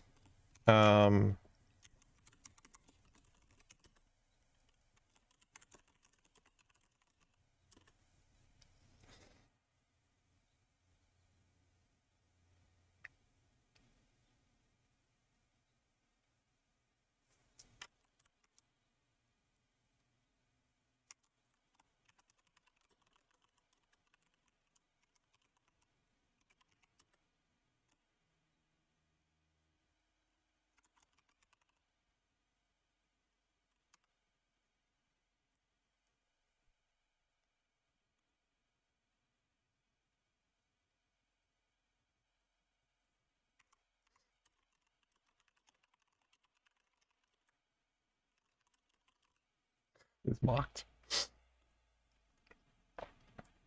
All right.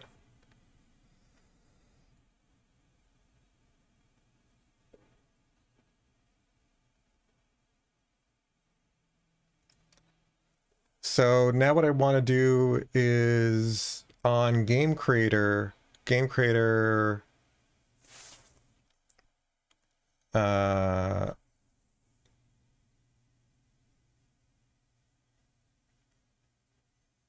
somehow when you create a new game, the whatever represents that game view loader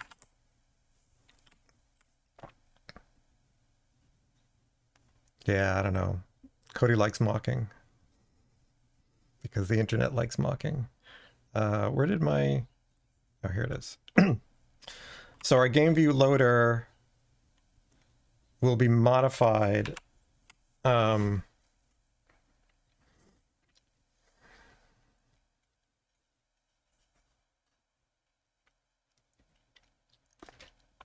a bit of CQRS going on here because game views are read-only, but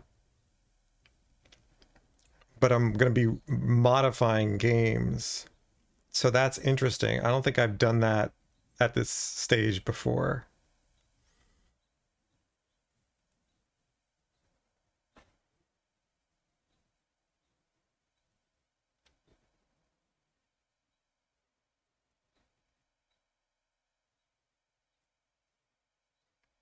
So there's going to be a...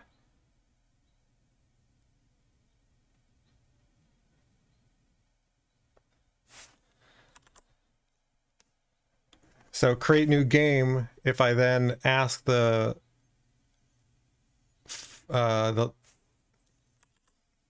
loader for game views, it's going to return me a game view that represents that.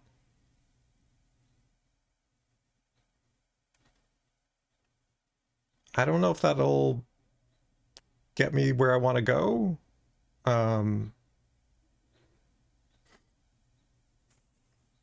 Let's try it out. Let me do a commit.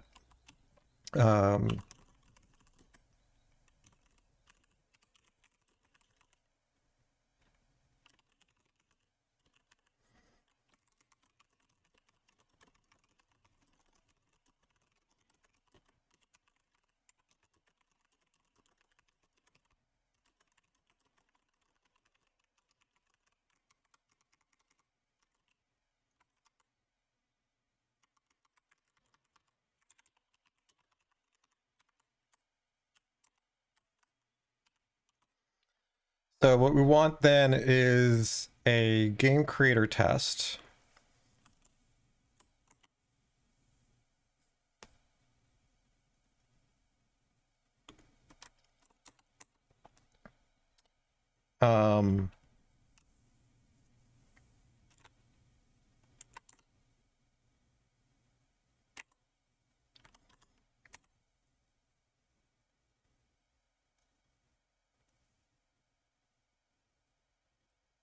I don't know where it comes up with some of its ideas. What we want is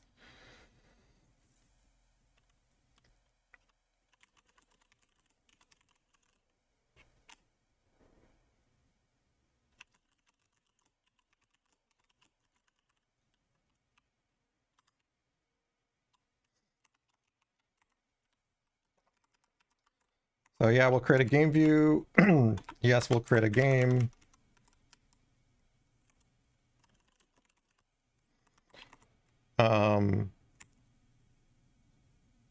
And now we have to ask something that doesn't exist, which is now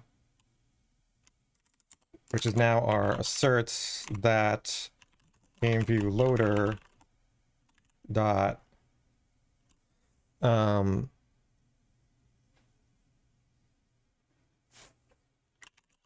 all, and that'll be contains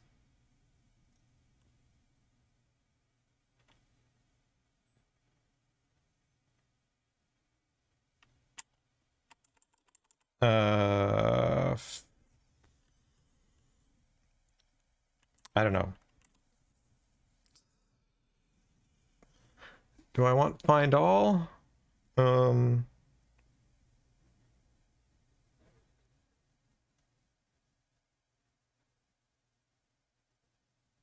I don't have any IDs at this level. Find all returns. Am I going to have find all return a list? Yeah. So then we'll do get first. That's going to be a game view. And we're then going to say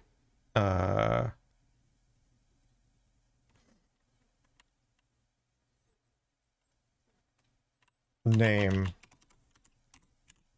is equal to new game. So create a variable, which is going to be game view loader, which doesn't exist. But sure, create one. That's going to go up here. Now we'll create this class.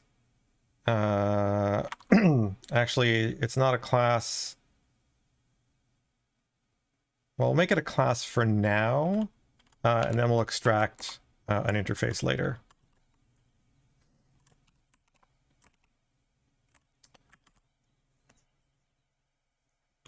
So we'll create a method find all, which is going to be a list of game view.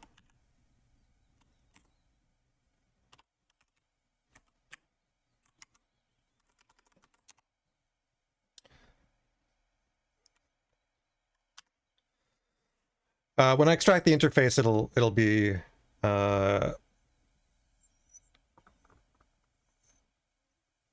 that's what I was thinking of putting it in port.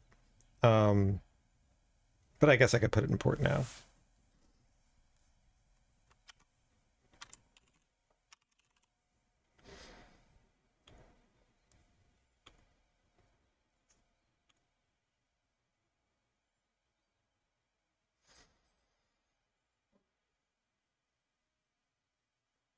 Oh, actually, I don't have to do that. In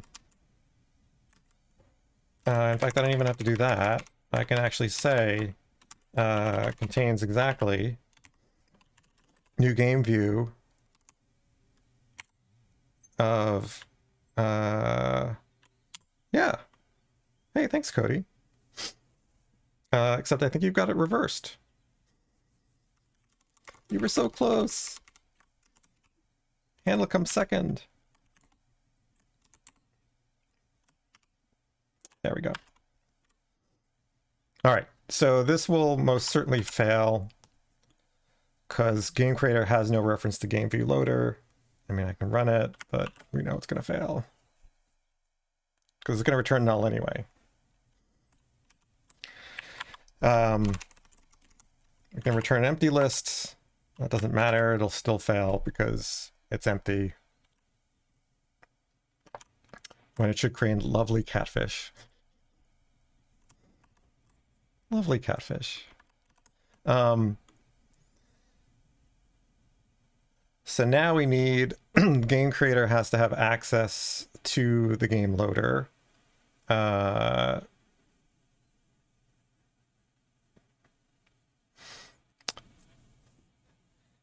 goat meal. Is that how it's pronounced with the welcome?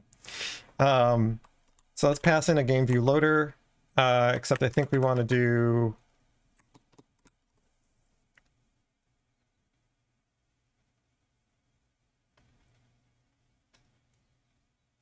we want to do create. So let's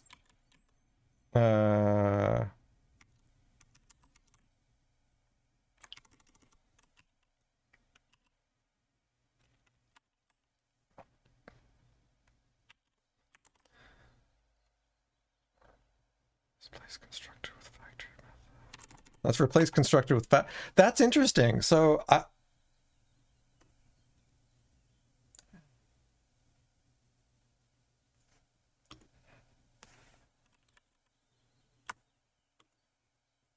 that's interesting. You don't have to have a constructor to do the create factory method with constructor. What I've been doing is creating a blank constructor, then creating it from there, but turns out you could do it right from here. That's kind of cool. So we just want to say create. And then what we want is we want to create that takes a game view loader. So we'll create another method that does that.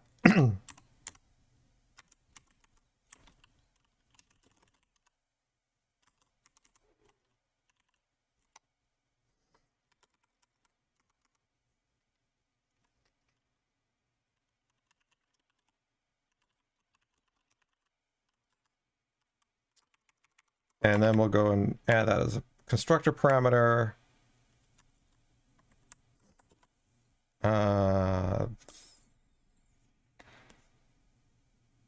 That's fine. I don't think that'll cause a problem. Yeah, test still fails in the same way. Hey, Gopi. Yes, very few of us Java Spring streamers around. Who's going to hold on to the games? That's somebody else. Eventually, it won't be the game view loader.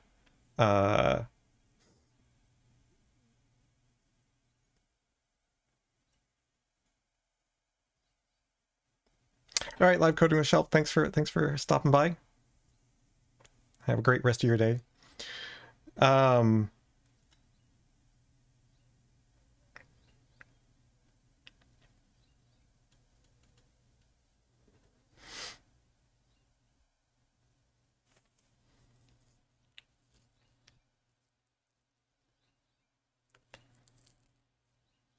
Yeah, game view loader is read only. So this is, you're right, this is not what I want. I got a little carried away. What we want is not a game view loader.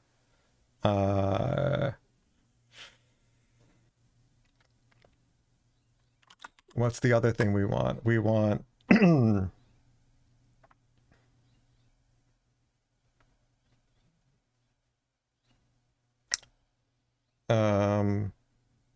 we want a real one, which is going to be the game.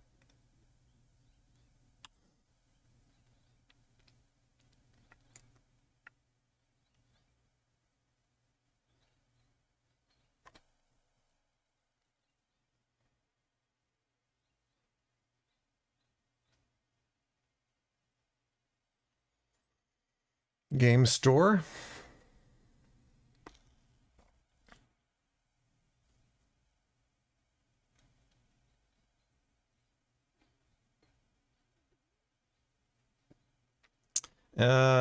I've already got some problems. CRUD.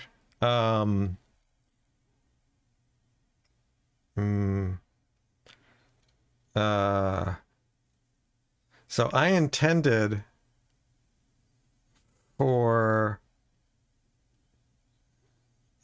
to be using event sourcing for this, and I totally forgot.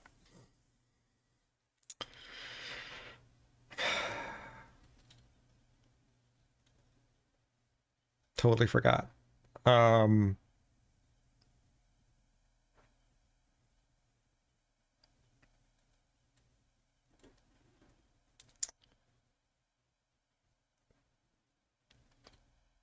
it. Yeah, it's like better now than later, but even now,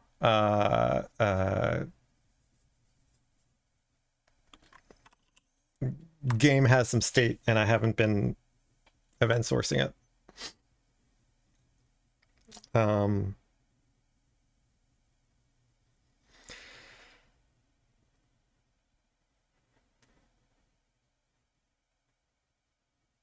What do I want to do?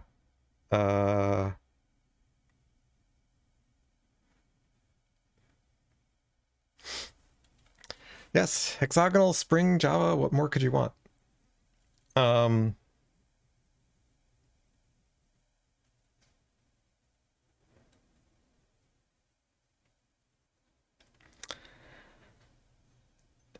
Let's see. What are my options? So one option is store games as they are now in an in-memory repository. That's one option. And that avoids my sunk cost. That avoids my loss aversion. Or I bite the bullet, as it were, and convert game to be event sourced.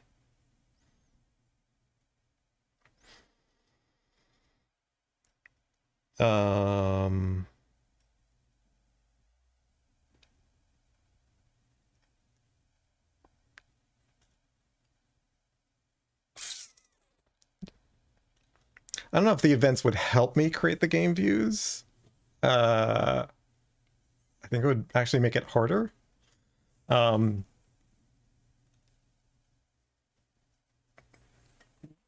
Because now I have to update the game views right now. Now I'm basically doing CQRS. Because my store is not the same as my game view loader.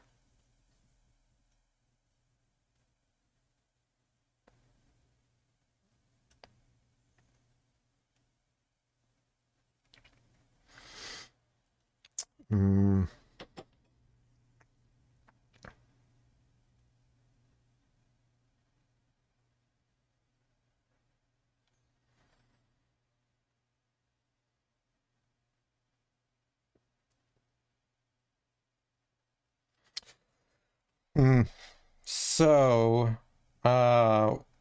let's see, when I create a game,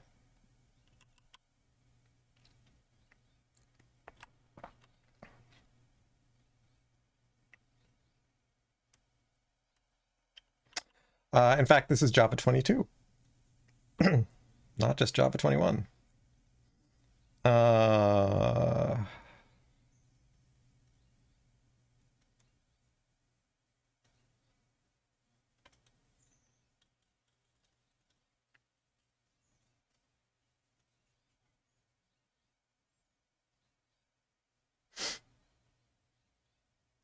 All right.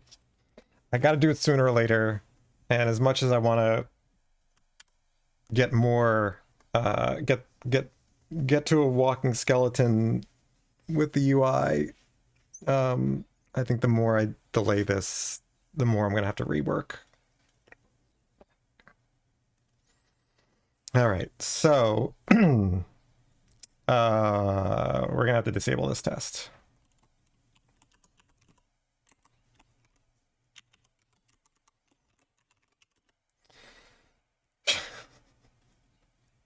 Yes, Cody, that's true, but that's not very helpful.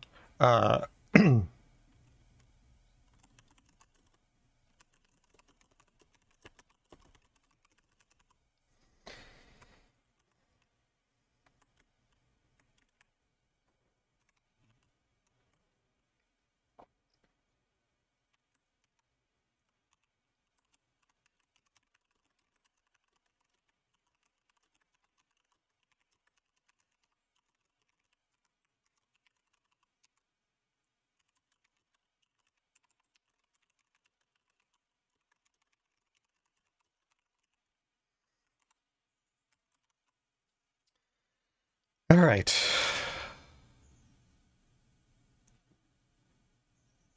So don't need that test.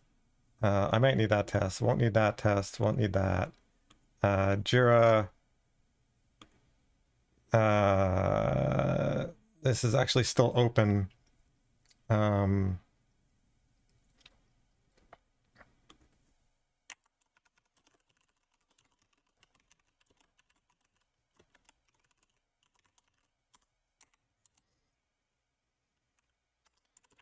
All right. So what do I need to do for event sourcing? The first thing I need to do is I need a static method for creating initial game. And I'll need a game event interface.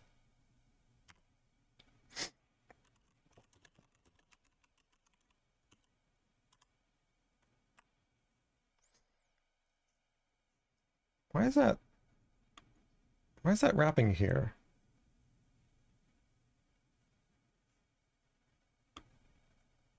That was weird. Oh, I bet Cody's autocomplete was screwing up the wrapping. Are we aborting the sprint? Well, we're abandoning the stories we were going to work on, which was basically all about this stuff. And we're now going to event sourcing.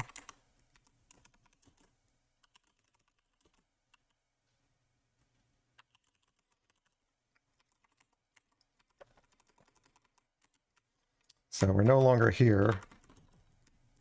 We are now here.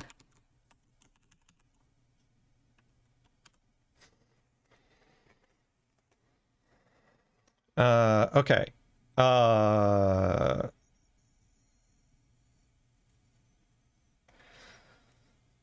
Commands generate events, events change state. That's our policy. So commands. Hey, it knows the mantra.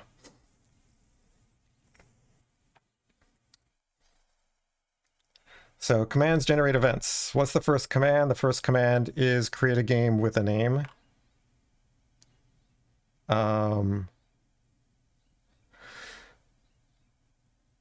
Who creates the handle is the game creator. So that will be assign handle.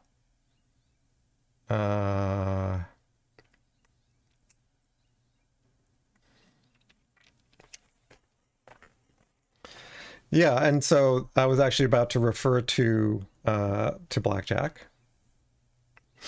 So let's look at how we did that. So what did we need? We needed basically this, a map of whatever our key is to our event base class. This is our storage mechanism event DTO, which may as well start there. And then it's the base class for the event. So we'll need that. And then of course we'll need our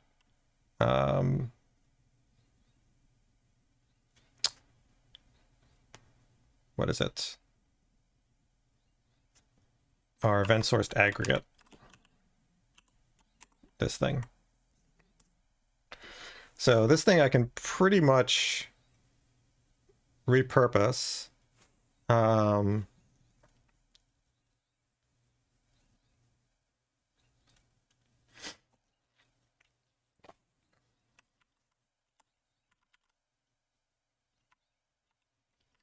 on, I've got too many windows open. Let's close this one. We'll close this one. Keep this one open. We can close this one. And we'll close this one. Okay.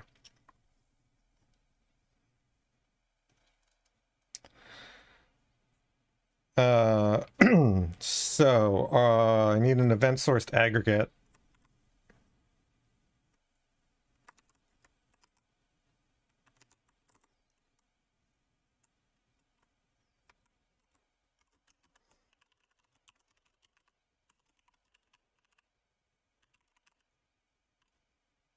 I guess technically it is the aggregate root, but that's fine.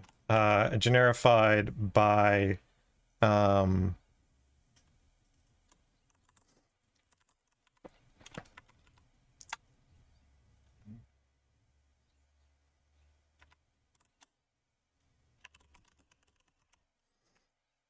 the game event.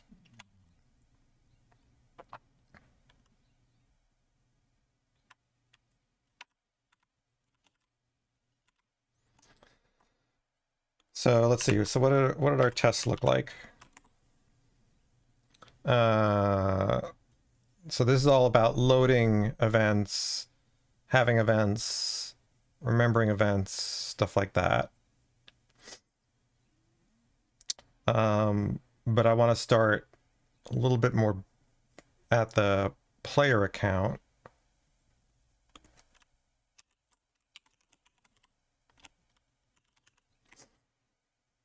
And so what we had here was commands generate events, and events project state.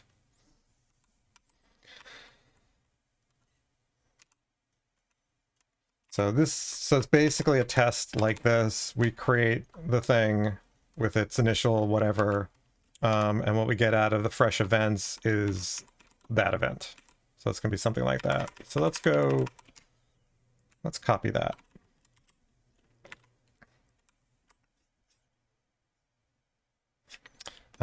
So let's go here, and we're going to basically create a new nested thing.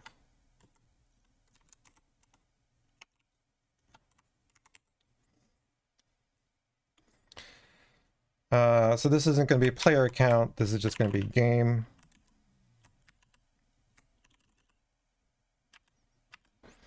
Do I want to test this and generify it later? Maybe. And it's not register, but it's so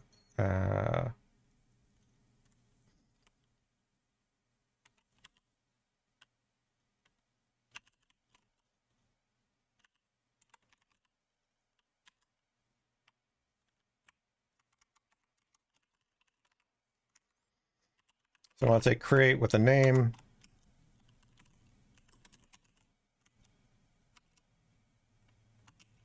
Cody, you're very confused, but I don't blame you. And then these are going to be game events. And this is going to be game created with game name.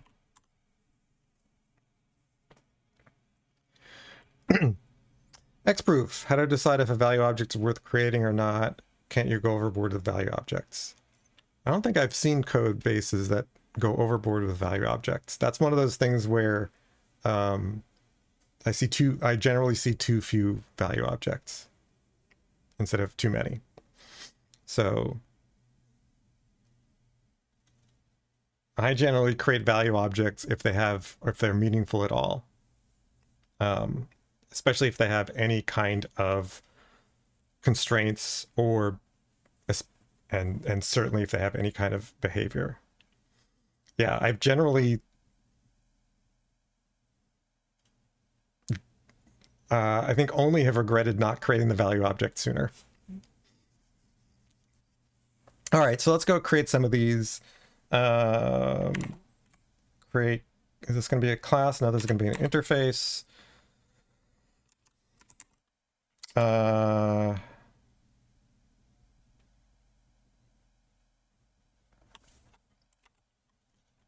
It is domain, right?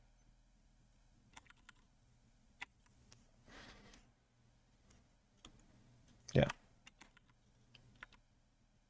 So we've got player interface game event. Throw that over there.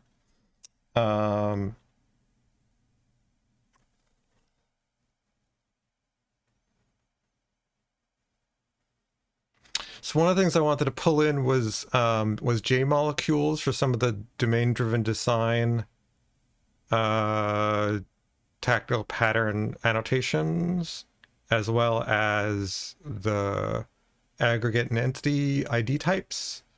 I don't know if those are going to sort of cause some conflict with my aggregate. So let's go create our event sourced aggregate.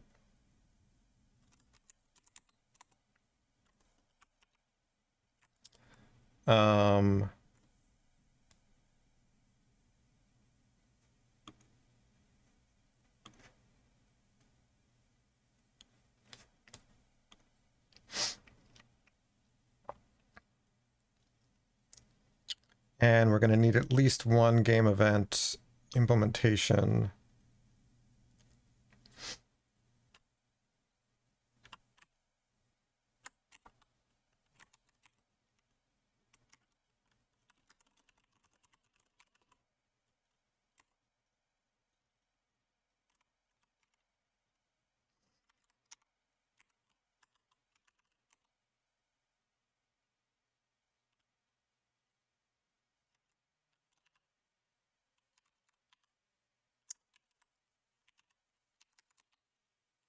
Oh, stop it.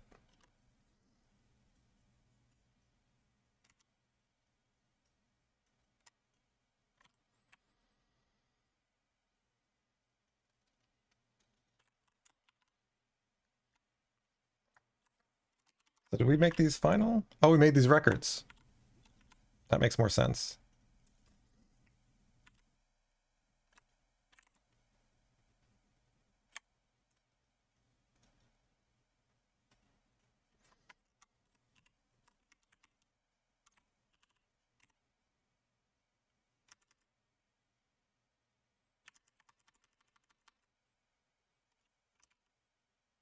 Right. There we go. Okay. Game created takes a name, so let's add that.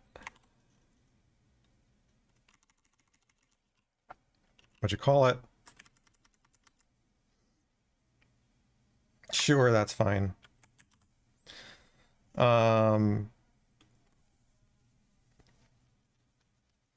We need this method, but we're not going to implement it because this will be what we're actually going to test.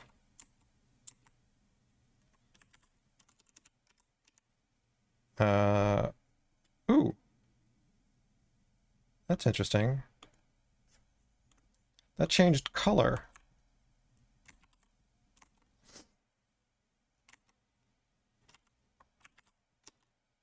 Why did that, what is it saying now?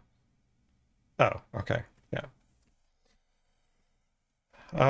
So this is what I want. So creating game emits a game created event.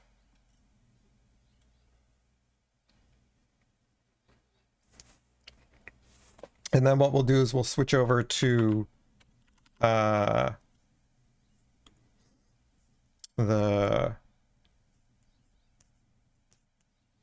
is it?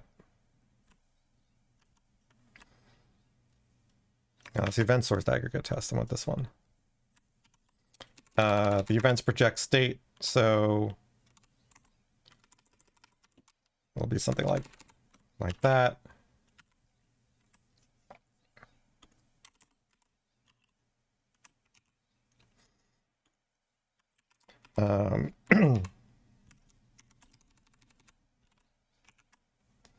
So this will be new game has game name. Yeah.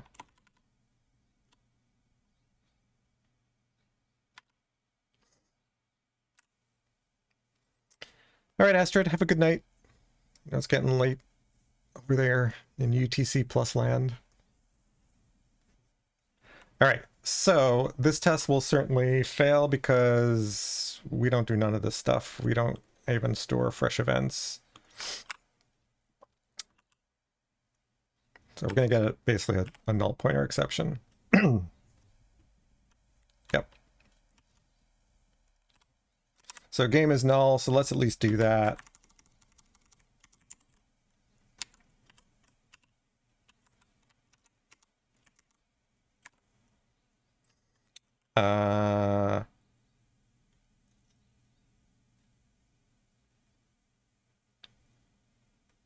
Commands generate events, so we want to create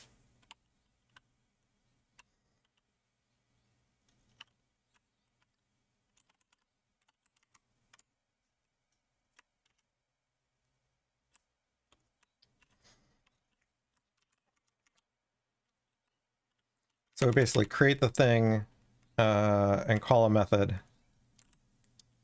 and then return it. And of course we need to extend that. So we're going to extend event sourced aggregate. And then this is going to, we're going to create, I guess technically this should return a game, right? Oh, we're just testing the events, so okay. We can be general. Yeah. Not sure about that. So let's create a game.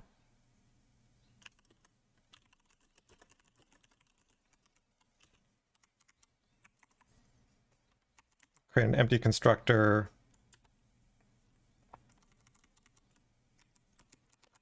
Eventually this constructor is going to go away, so let's deprecate it.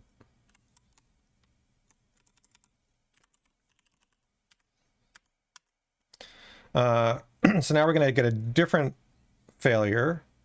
So we'll get to line 29, fresh events. We won't get a null pointer exception on retrieving the fresh events. We'll get the null pointer exception when we try to evaluate the events because it returns null. Oh, let's not make that final then.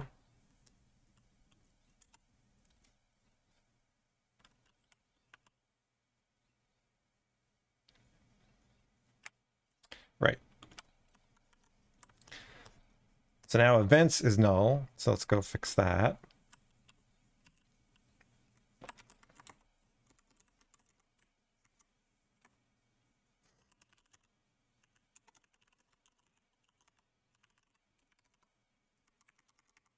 I think we can grab some of that from here. Oops.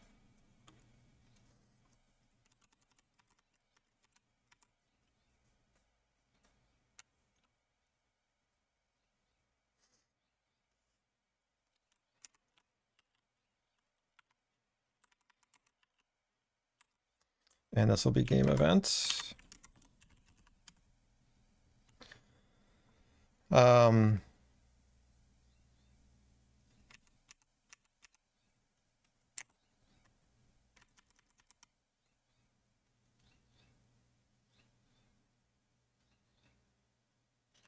So now it will fail because we haven't actually added the event.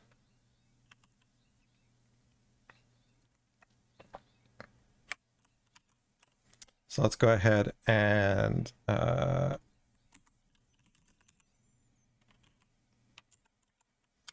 was it suggesting apply? Well done. Cody, you've seen some event sourced code.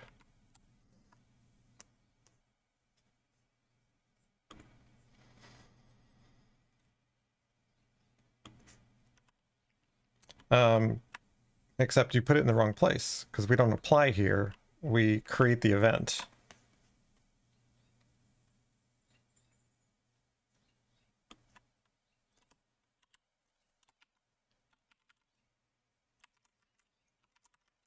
So close.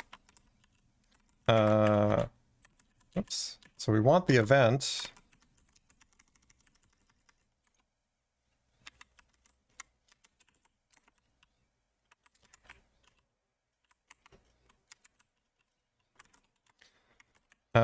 And then we want to enqueue that. Wait, but that's in the actual method. So let's pull that out. So let's go ahead and create an enqueue method.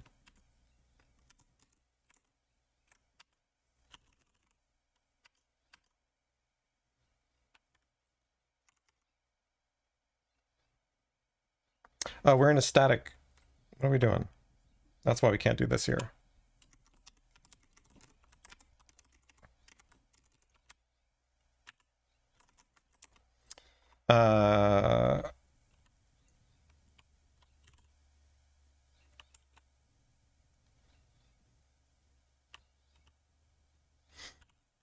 So I need an instance method that does the work.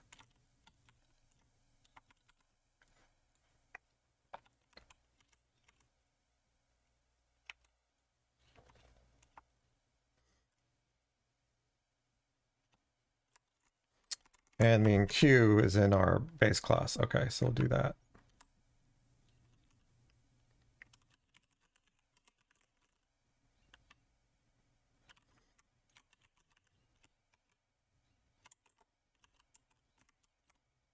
Which one I want to call is create. I guess I could just call it create and then hand in the game name. But it conflicts with that one.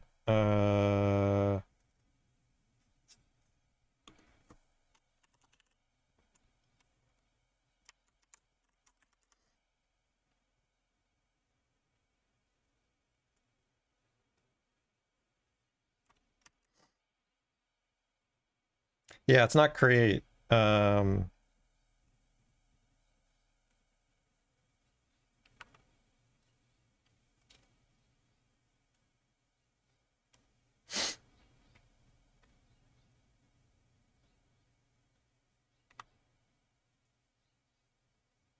Yeah, so let's do initialize. That's fine. And then that method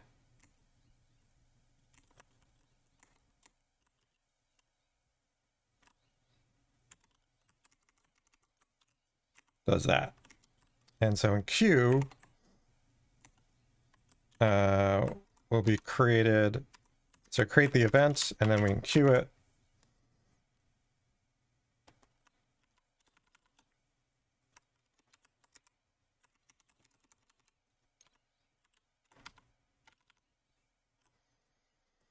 So here,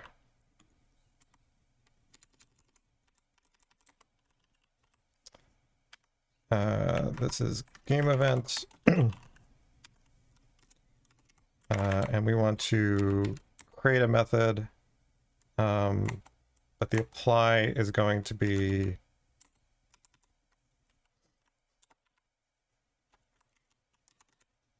the abstract, right?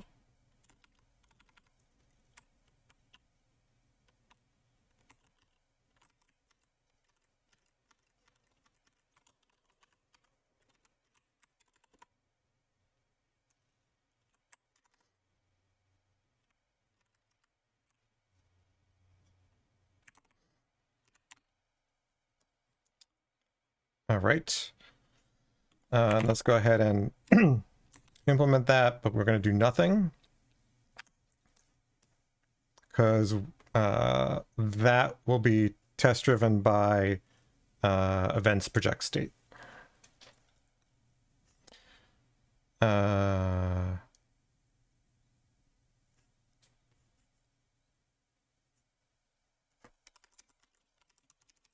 move this up.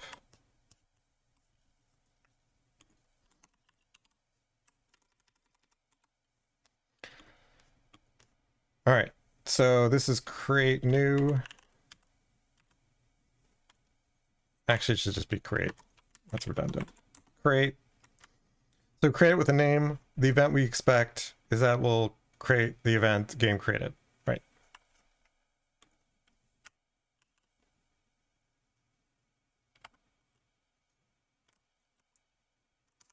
All right, so that works. And now we can say that it projects that state.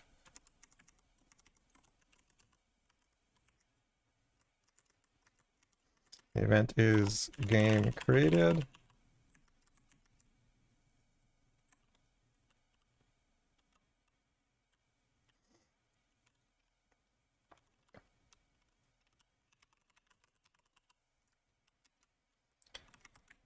And so this will be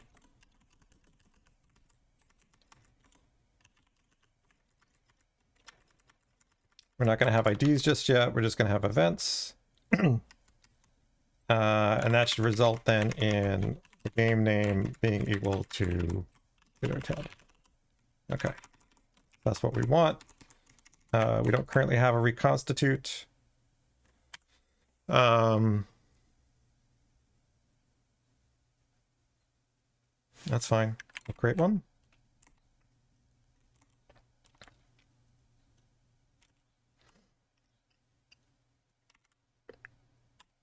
So that'll give us a null pointer exception.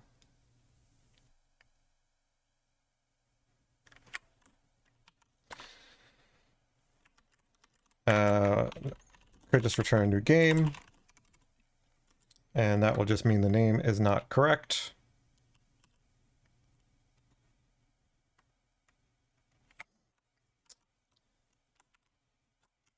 And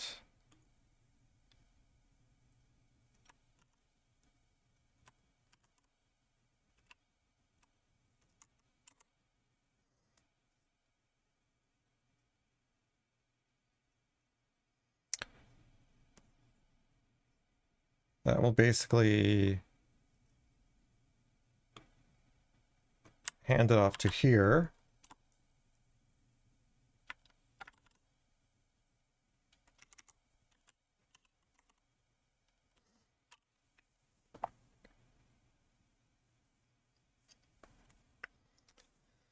So we have another constructor. Whoa, I didn't want to change that. I actually wanted create that constructor.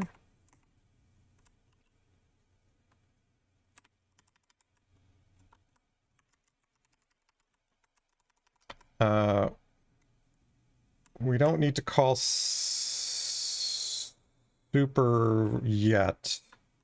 Eventually we'll need that.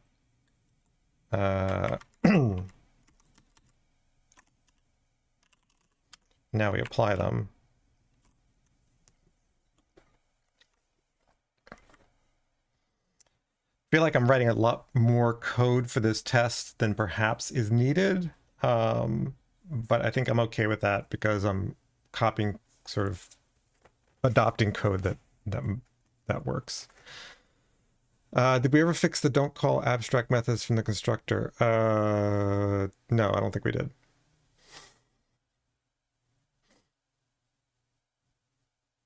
I mean, in the sense that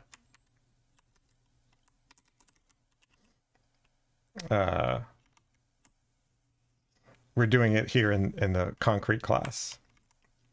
It may become more clear how to do that when I have more aggregates. I don't know. So xproof asks which class has the most amount of parameters. I'm not sure what you mean by class having the most amount of parameters. Are you saying class having the most amount of dependencies or something else? So we're doing apply, but we're not applying anything, so that shouldn't really have changed anything. It'll still not be equal to.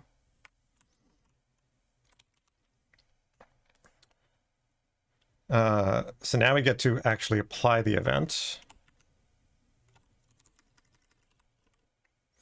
which is basically a switch on the event.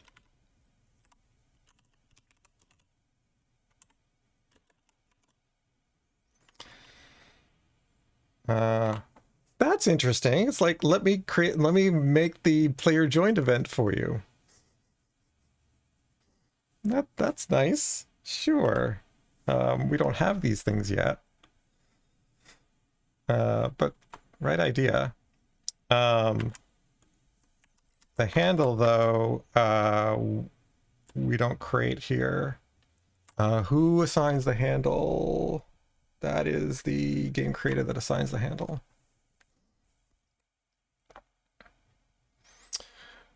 So parameters for constructors are dependencies, and that's why I was wanting to clarify it. So you're so usually the dependencies, they're not always. Probably the most I have is probably around 5 or 6. I get uncomfortable at around 5 or 6. I think 7 is actually way too many in terms of actual dependencies. You might be passing in more parameters. So I'm fine with maybe 7 parameters as long as they're not all dependencies. But I think a class having even 5 dependencies is quite a lot.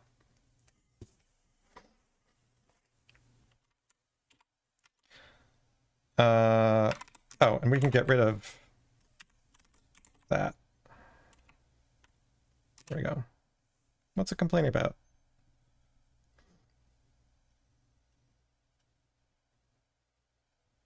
Oh, I don't care. That's fine.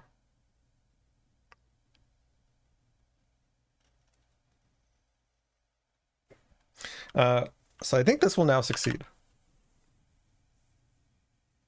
And it does.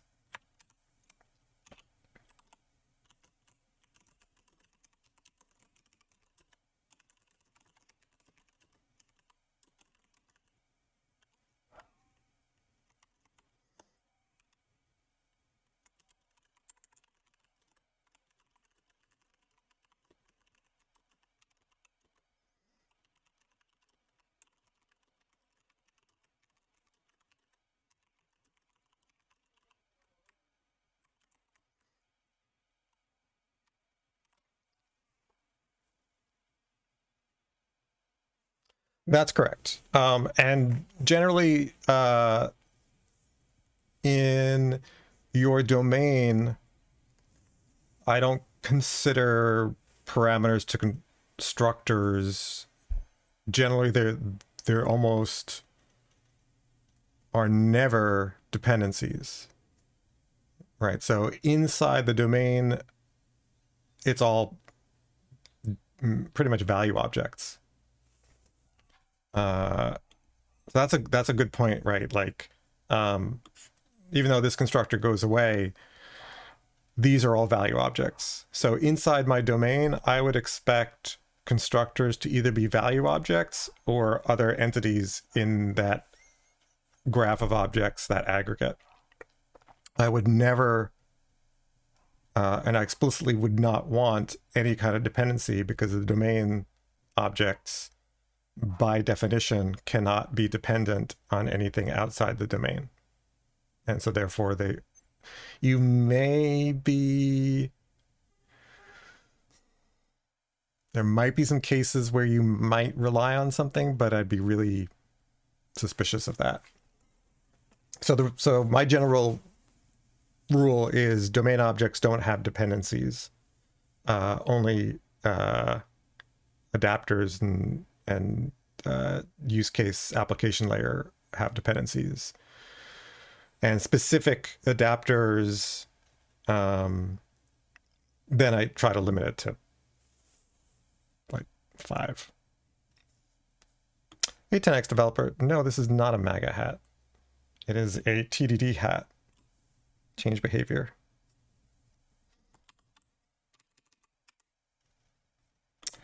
All right, so that worked.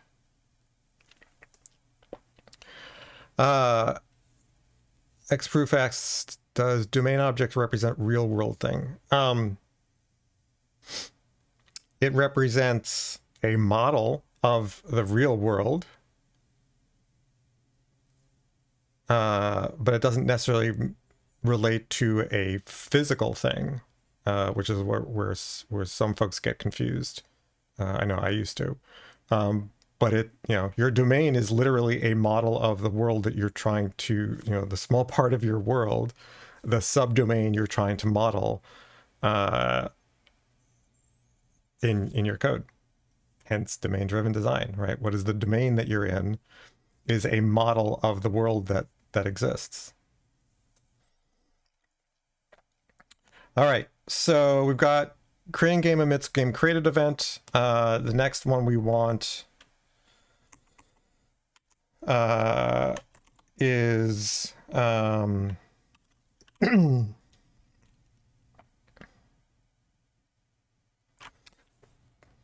unless I want to, do I want to create a game without a handle? Do I want to allow that?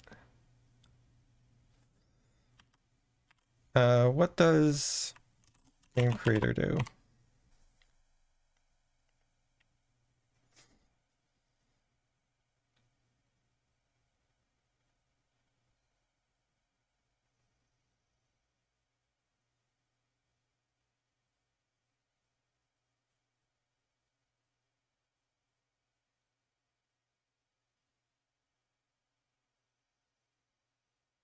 Yeah, I don't think I actually want a game to exist without a handle. Why would I ever want that? I don't think I want that. Yeah, I mean, real world is kind of a, like, what do you mean, right? I mean, we're not generally writing simulations of the real world. Right. I mean, this is the problem I have with all of these intro to object-oriented programming. We're gonna have a dog that barks, when you ask it to speak, and a cat meows, and a cow goes moo, and you ask them to speak. It's like, no, we don't write code like that. We don't. We're not simulating, a barnyard. Right, unless we are, and if we are, then great, then that's what we want. But generally, we're not. Yeah. So unless you're writing a simulation, and some games are very much simulations, and you will then see physical objects represented in your code in a way that makes sense for that. But most of the time we're modeling information systems, and we're modeling information, and what it looks like in the code is not at all what the real world is like.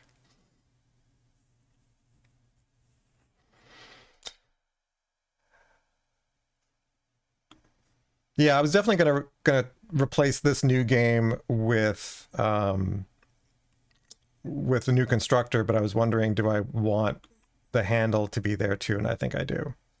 I also want to delete this and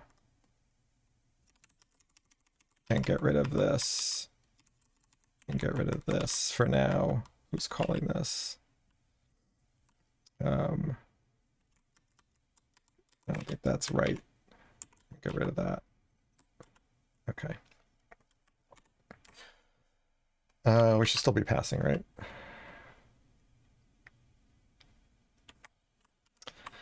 So 10x developer, yes, aggregate will have an ID. It doesn't need one just yet.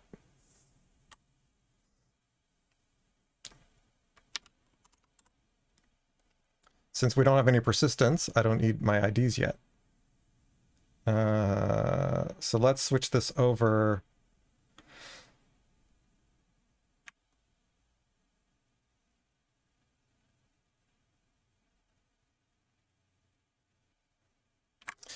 So the other question is when I have a game created event, does it have two properties of the name and the handle?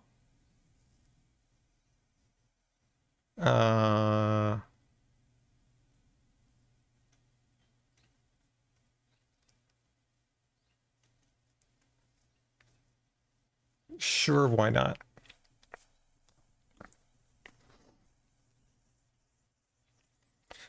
Yeah, well, I mean, the handle is a, what's the word? It's kind of a surrogate key, because it's the one that will be used in links. So it's sort of an external key, but it's sort of its true ID in the database will be one that's generated by the database. Yeah, I don't know if I want to emit two events. Like, it's a game created. Here's the name. Here's the handle. The handle will never change. The name might change. But I think the event will just have two pieces to it. Like, if I were reusing other events, then like it's almost the other way around. Like, you want to create it with a handle and then give it a name, but a name is required anyway. Yeah, I think this is fine. Yeah. So let's go back to here and say,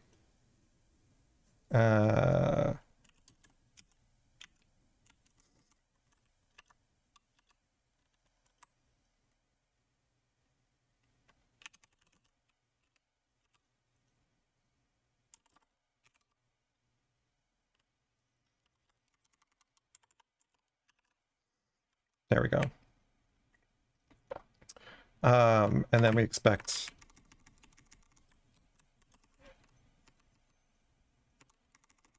exactly that. And we'll go ahead and add string as a second record component. Thank you for creating the dialog small. This is the handle. I don't think I need a default because I don't think I'm calling it anywhere else. Why are you broken? Oh, duh. So what did you do? Thanks.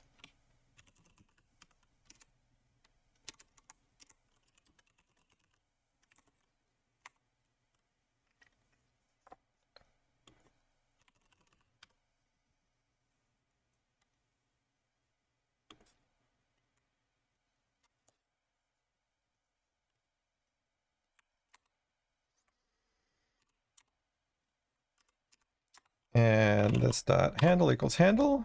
Thank you, Cody. I think this will pass. Oh, what broke? Oh, right here.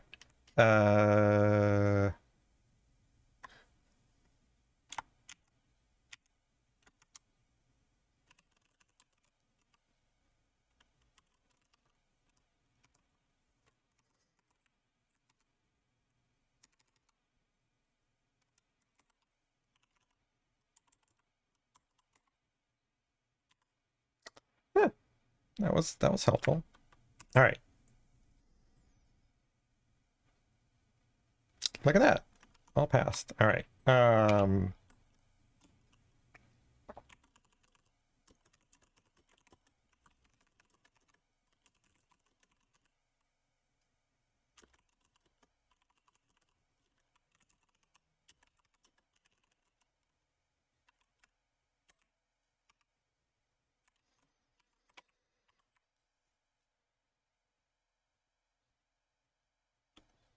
I don't kind of care.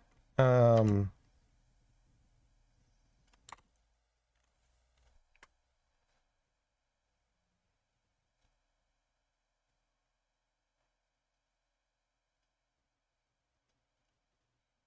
don't think I care. Trying to think of an instance where I'd care about that. Okay. What's next? So creating game amidst game created event. What else do we do to a game? We have players that join, so let's do that one. So player joined.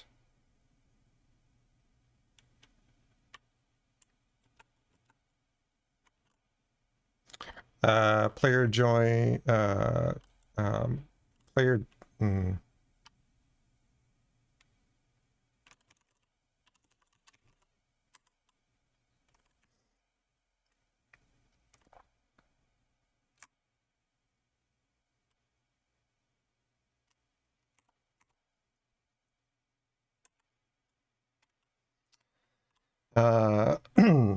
So yes, except that's not the method.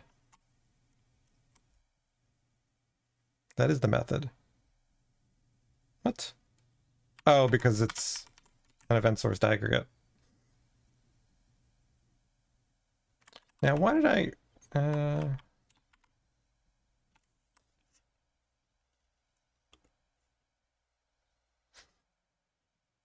Yeah, I think that did that. We did that here, but really it should always be the actual object.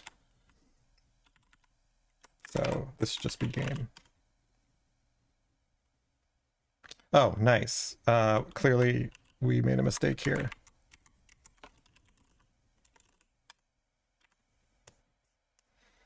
I think this is actually more appropriate. So this needs to be a person ID. So I don't know why you're suggesting a string.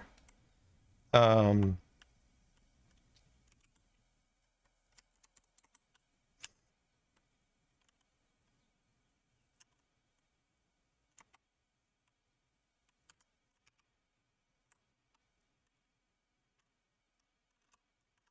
think I care about, well, actually I do.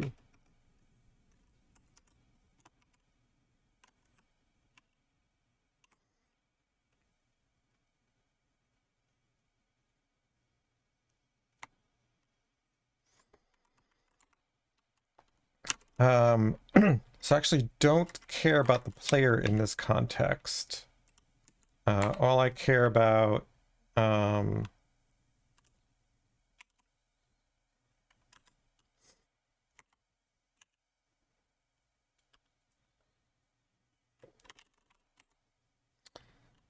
so this is player new player joined. So player joined is the only thing we need, the person ID.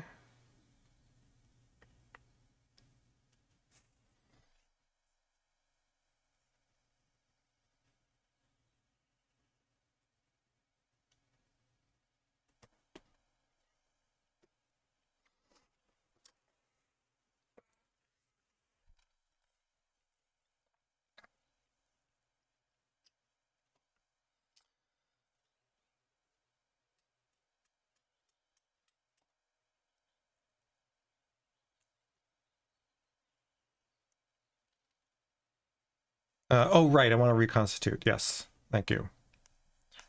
I was wondering why this felt strange. Yeah, because here we actually used register. But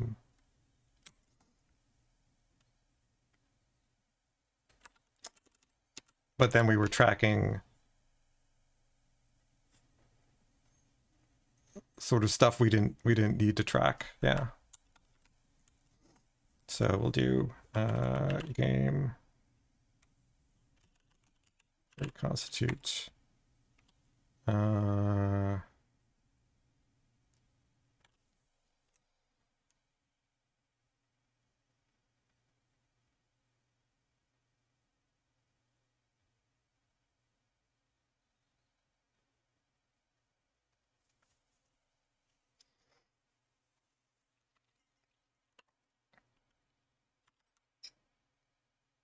Sure.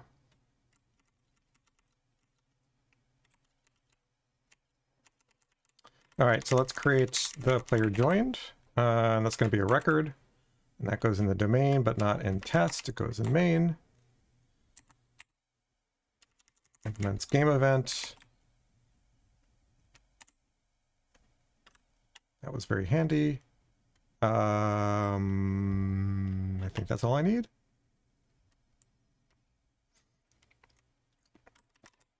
So this will fail because it won't generate the event.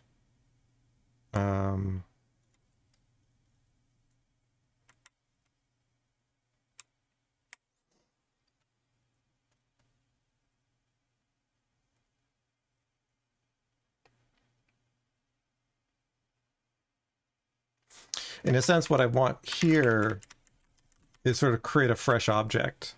That's what this is really doing.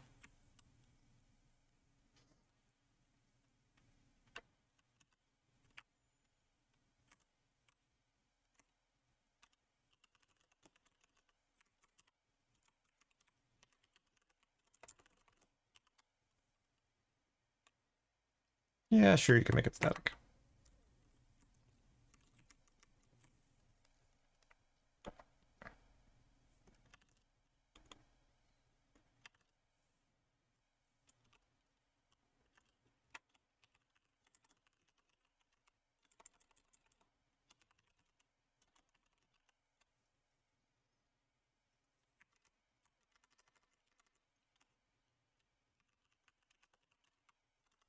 Thank you, Cody.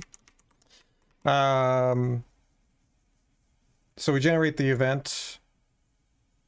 Not. Oh.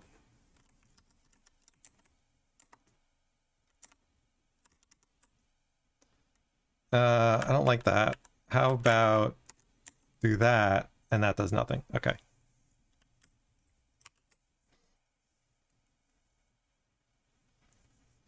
Yeah, I don't know what builder we need just yet. Hey there, Monozel. What do I think about libgdx? I don't really have much of an opinion.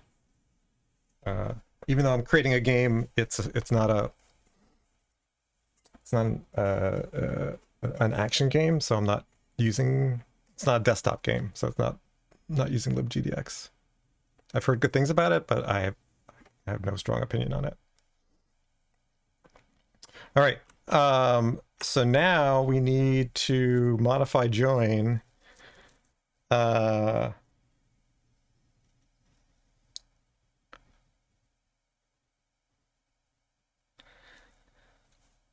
I'm curious how we did this in Blackjack. Good,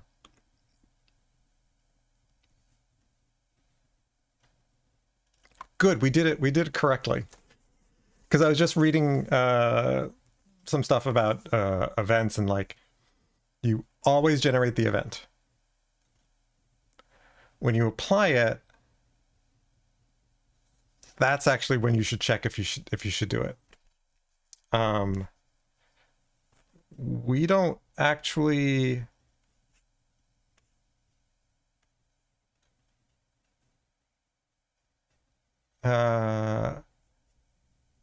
Well, I guess we couldn't have done it wrong because we actually we didn't implement any constraints in our player account. Like money bet, we actually didn't check to see if you had enough money, did we? Yeah, we didn't. But anyway, the right way to do it is you generate the event, and then when you try to apply it,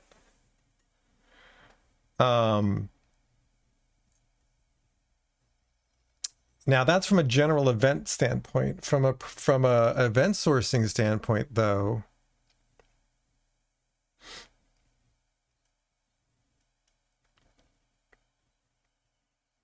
yeah, from an event sourcing, so event sourcing is different from sort of event driven. So event driven, you might generate an event, sort of like player attempted to join. But that's if you were sort of distributing that information. From an event sourcing standpoint, yeah, exactly, because the player did not join. Yeah. So because what you don't want to happen is you persist the event, and then you can never load it because it blows up every time you try to load it, right? So if we basically said generate the event no matter what here, and then you tried to reconstitute it and it tried to apply it, and it would be like, it's already full. What are you talking about? So, hey there, Benny. Welcome. Screen. So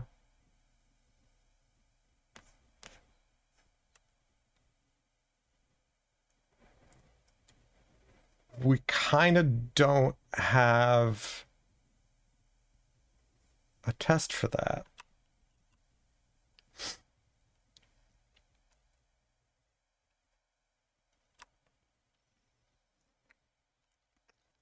Now, why did I put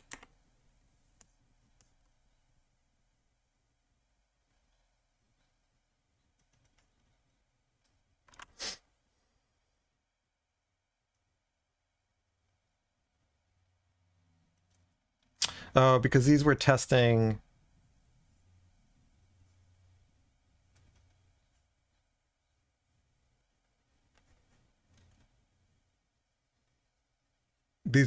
through the use case.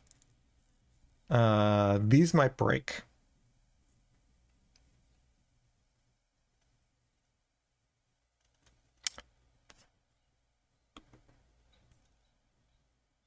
Well, no, I don't have to break it. I can generate the event as well as store it in the player mat. That's fine. Applying that's going to be interesting. All right, so let's do that. We'll assume if we got to here, we can create the event. So we'll enqueue.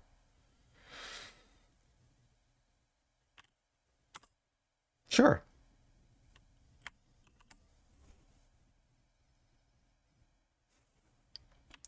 All right, and now we need to say how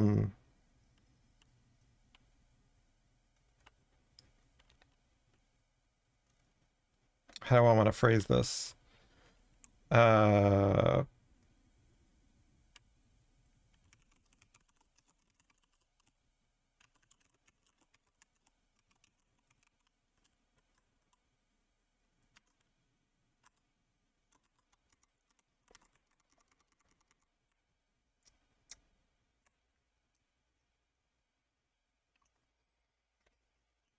So this I don't want create fresh game.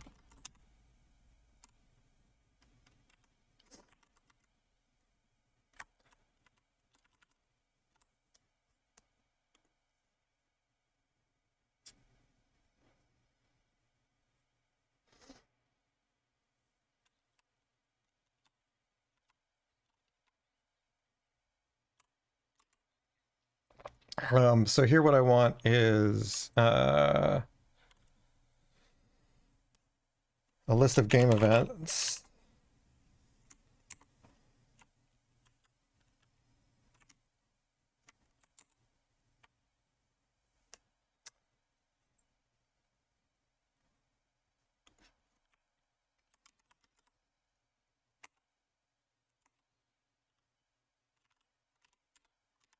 I love how Cody seems to be adding new lines in weird places.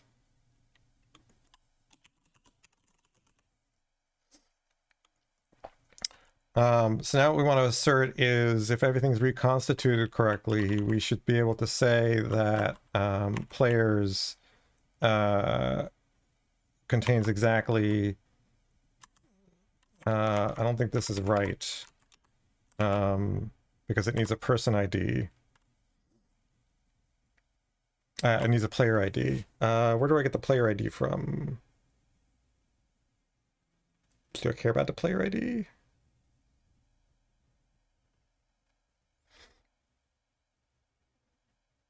Player ID is local.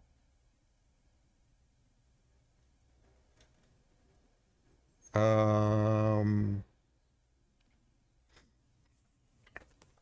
did I do in this test?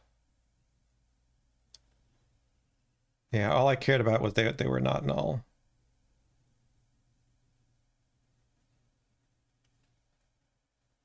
Yeah, so I didn't actually care about the player ID. So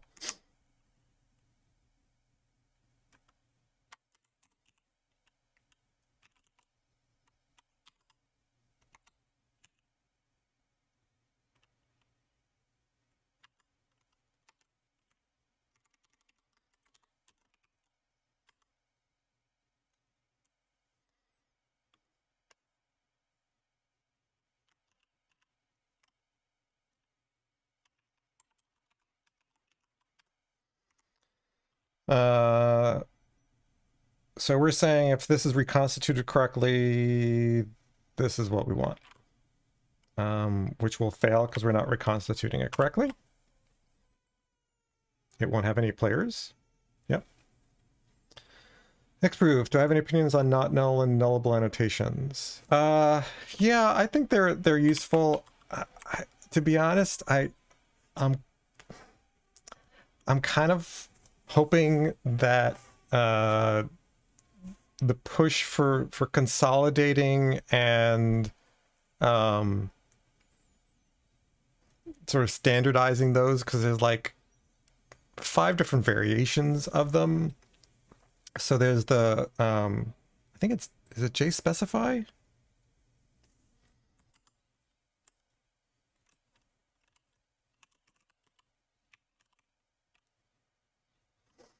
JSpecify.dev? Yeah. I'm kind of waiting for this to move along a bit more. So one of the folks behind it, or at least involved heavily in it, is Kevin Berlian, who got laid off from Google and is now working for Oracle. And this is one of the things that I believe he will continue to work on. So I don't know if JetBrains supports the ones that JSpecify has standardized on. I honestly haven't looked. I don't know what its status is. So yeah, that's what I'm kind of waiting for this to what's the word? To stabilize a bit more before I start adopting it everywhere. When IntelliJ basically generates it for me, I basically say, yeah, that's fine.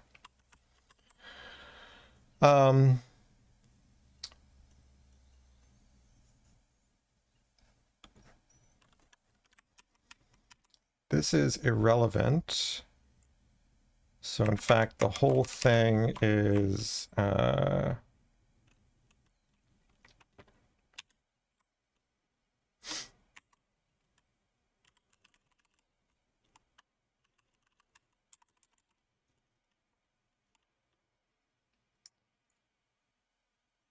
actually I want to reconstitute the whole thing.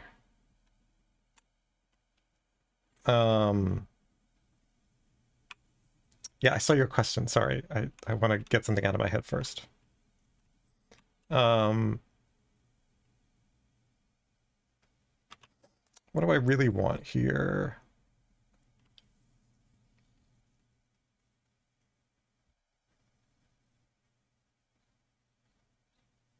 Yeah, the reconstitute is the action.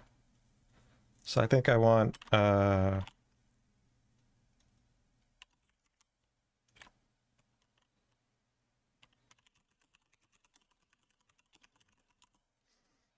something like that. And then I will pull out that.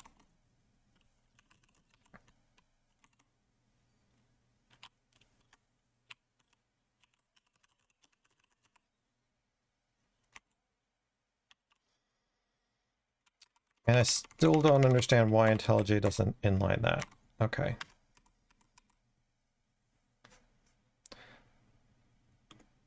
So Xproof was asking why I don't extract strings like this. Because my goal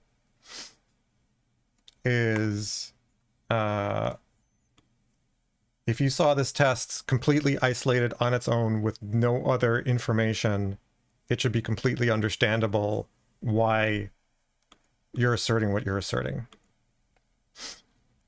So in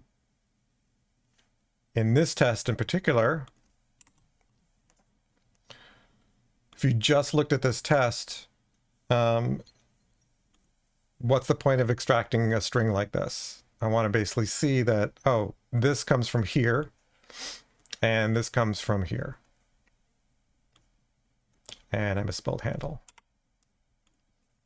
So I tend not to extract relevant information from my tests. If it's irrelevant, like I did here, then I actually don't care about this whole event, so I don't even want to see it inside of my test. This is a little noisy, not terribly so. If I do this a lot, I might refactor this out as well. So let me know if that didn't answer your question, Xproof. Our tests are failing because we're still not applying. Right. So let's go fix that. I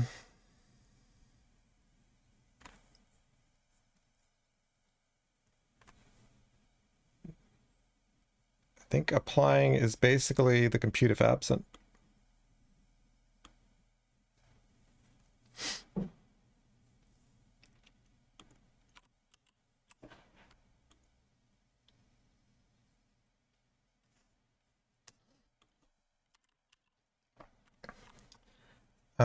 Player joined. Hello, player joined. I need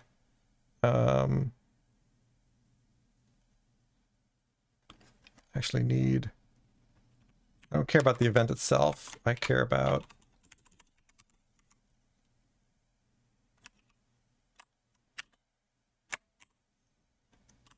that. Isn't player join give me, do I not have that in the event? Sure I do. Oh, that was weird. It was red for a while. Okay. And then that. I guess technically I don't need the braces. So fine, I'll unwrap it. But you keep wanting to put it on the next line.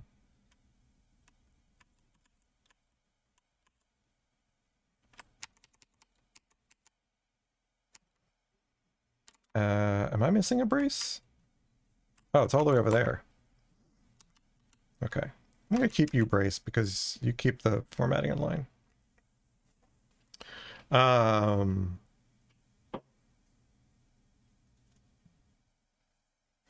So this should now pass. And it does.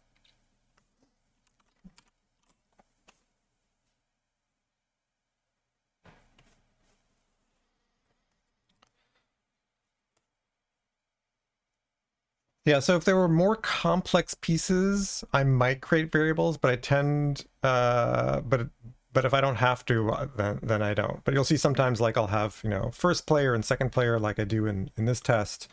Like this one, right? I've got first person because it represents an object that has some stuff in it. And so then do things like this. So, but generally literals, if I'm testing against literals, I often just leave them. Do I use data builders and object mothers? Yes, have you not been watching me over the years? Yes, absolutely, but I use them when I need them. So I have this handy diagram, which I really should formalize and write an article about, what I call the ladder of abstraction in tests. All right, so first I start with factory method inside the test class, right? So when I'm encapsulating setup or assertions, I'll do this. If I start needing to use them across multiple test classes, then I will move them to a separate to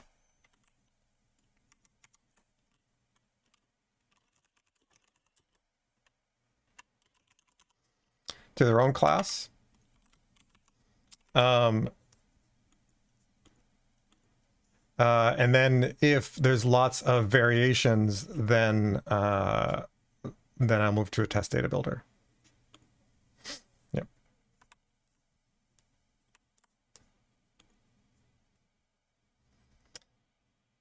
So I don't like to prematurely create builders when I don't quite know what I need, right? So the typical Yagni.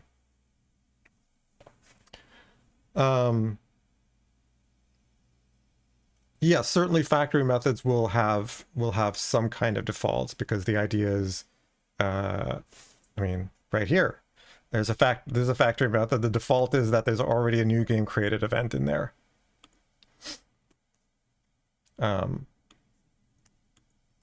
It's when you start having these different variations that you need it. Benny asks about any book to read up on event sourcing.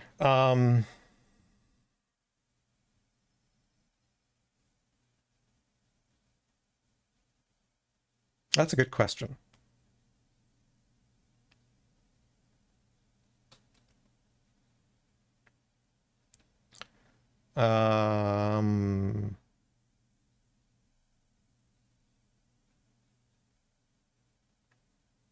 Not off the top of my head. I recommend asking again in the Discord, and that I'll have a chance to do a little bit of looking around, and maybe some other folks have some thoughts. In terms of hexagonal and DDD and test-driven, there is a book by Alan Miller that I have not read deeply, but I've read enough where it's like, this is something I could recommend. I'll dig up the link. I don't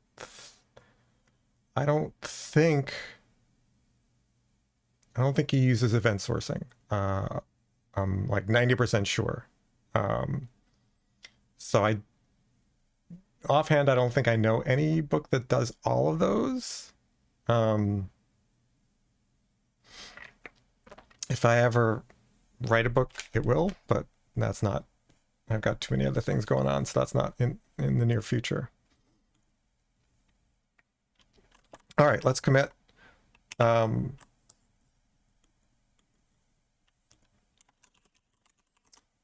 yeah, please ask that question in the Discord, because I'm sure you're not the only one who would like some answers in that area.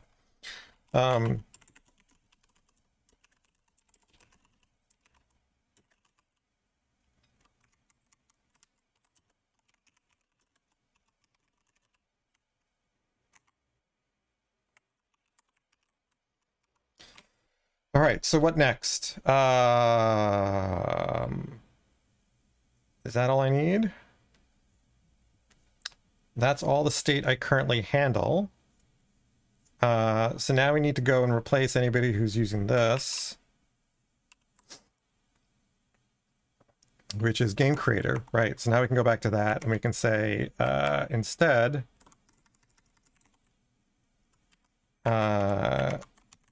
game.create. Does that break anything?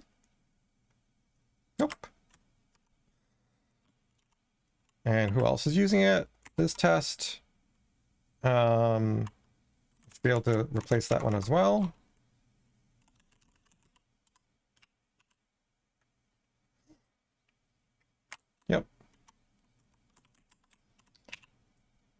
And this one as well.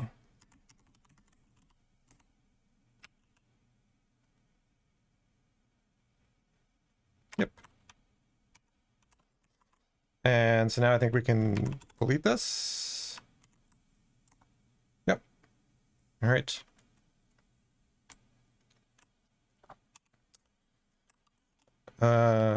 Removed unneeded instructor from game.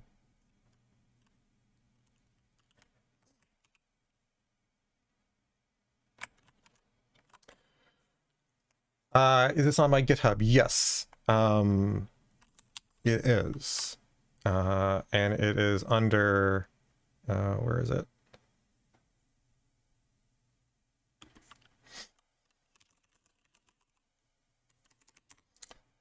Under JitterTed's TDD game.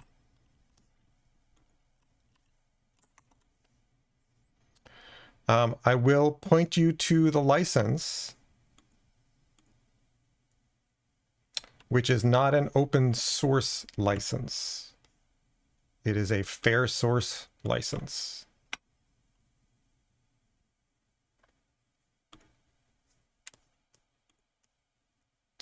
So you're welcome to look at the code, read it, ask questions about it.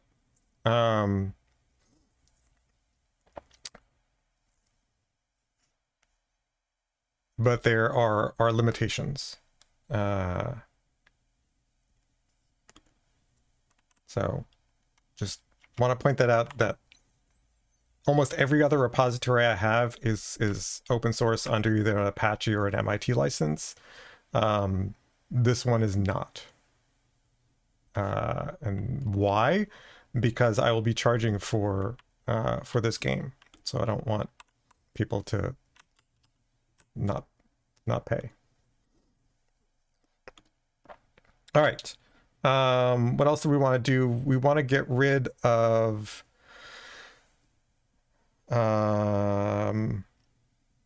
these are fine, these are fine, these are all queries, so these are fine. This is a command, so we'd like to not do this anymore, because return and queuing the event should be sufficient.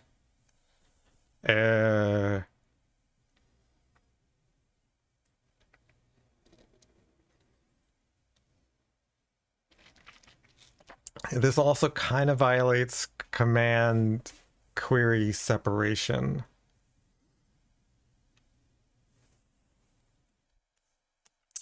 Hey Koros, did I say hi? I'm doing well. How are you doing?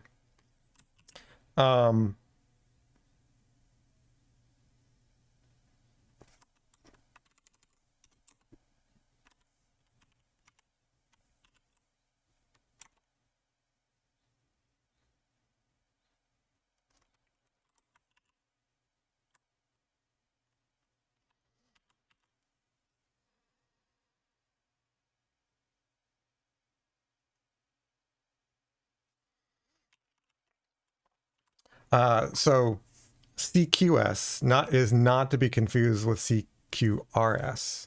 So CQS is command query separation.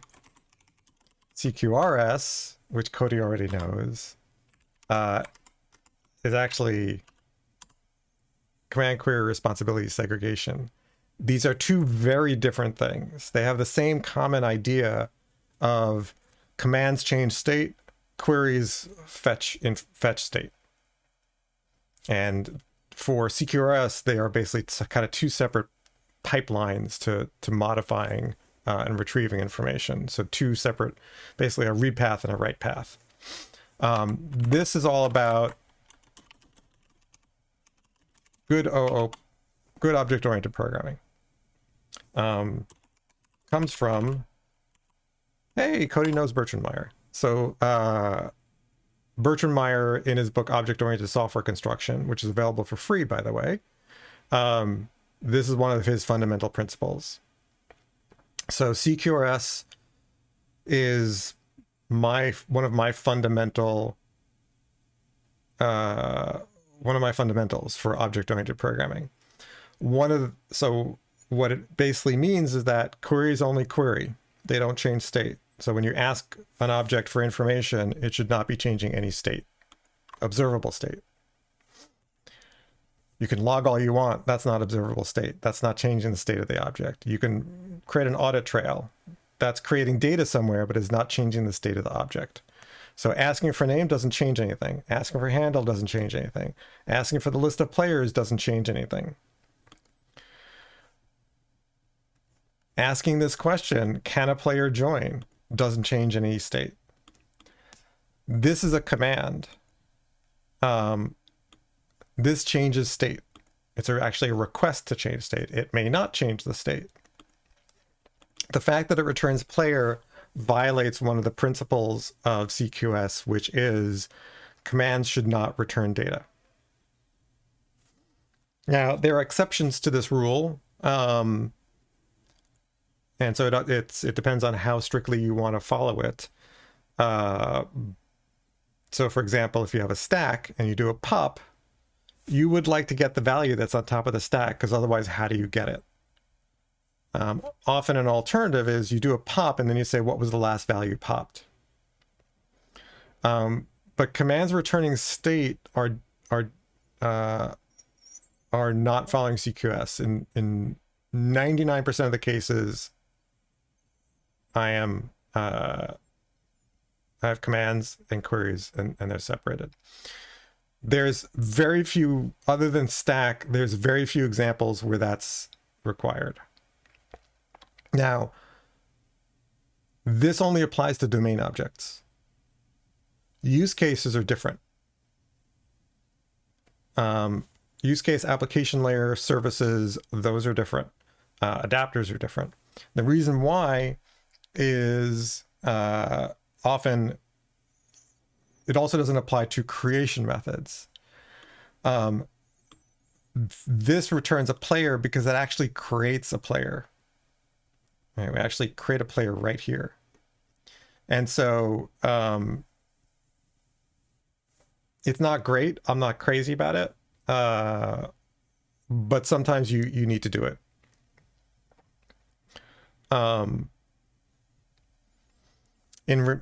It's not really necessary here. It was convenient, but it's not really necessary, because I can always look up a player by their person ID. So that means I can always ask the game, after I say join, oh, hey, what was the player ID for this person ID?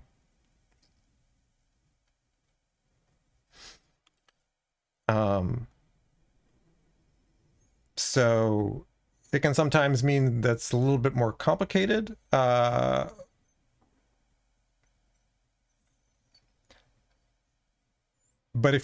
the real reason why you want them separate, are use cases DDD concept? Well, they're sort of implied. Like, how do you come up with things that your application does? Use cases.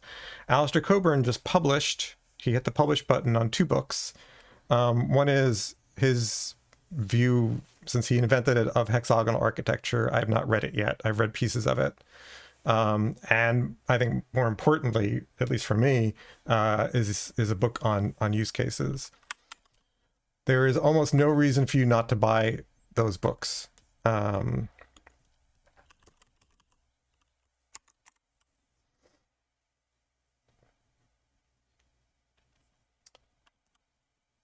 they're like $8. So I'll copy the links. Actually, you can just go to the store.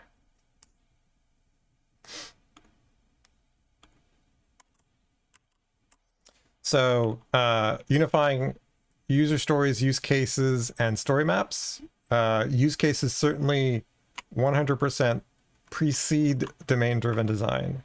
Domain-driven design was written in early 2000s, published in 2003. Use cases go back to Ivor Jacobson, and Alistair Cockburn wrote some books on it. We're talking late 80s, early 90s. So go ahead, buy those 2 books. They're $8 each. Why wouldn't you? I've seen some excerpts from both of these, so you know, it's not through a real publisher, so there might be some things that need to be, you know, edited. But it's Alistair Coburn who knows this stuff like few do.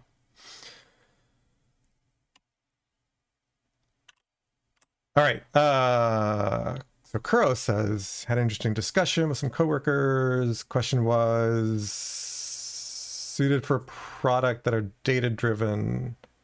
The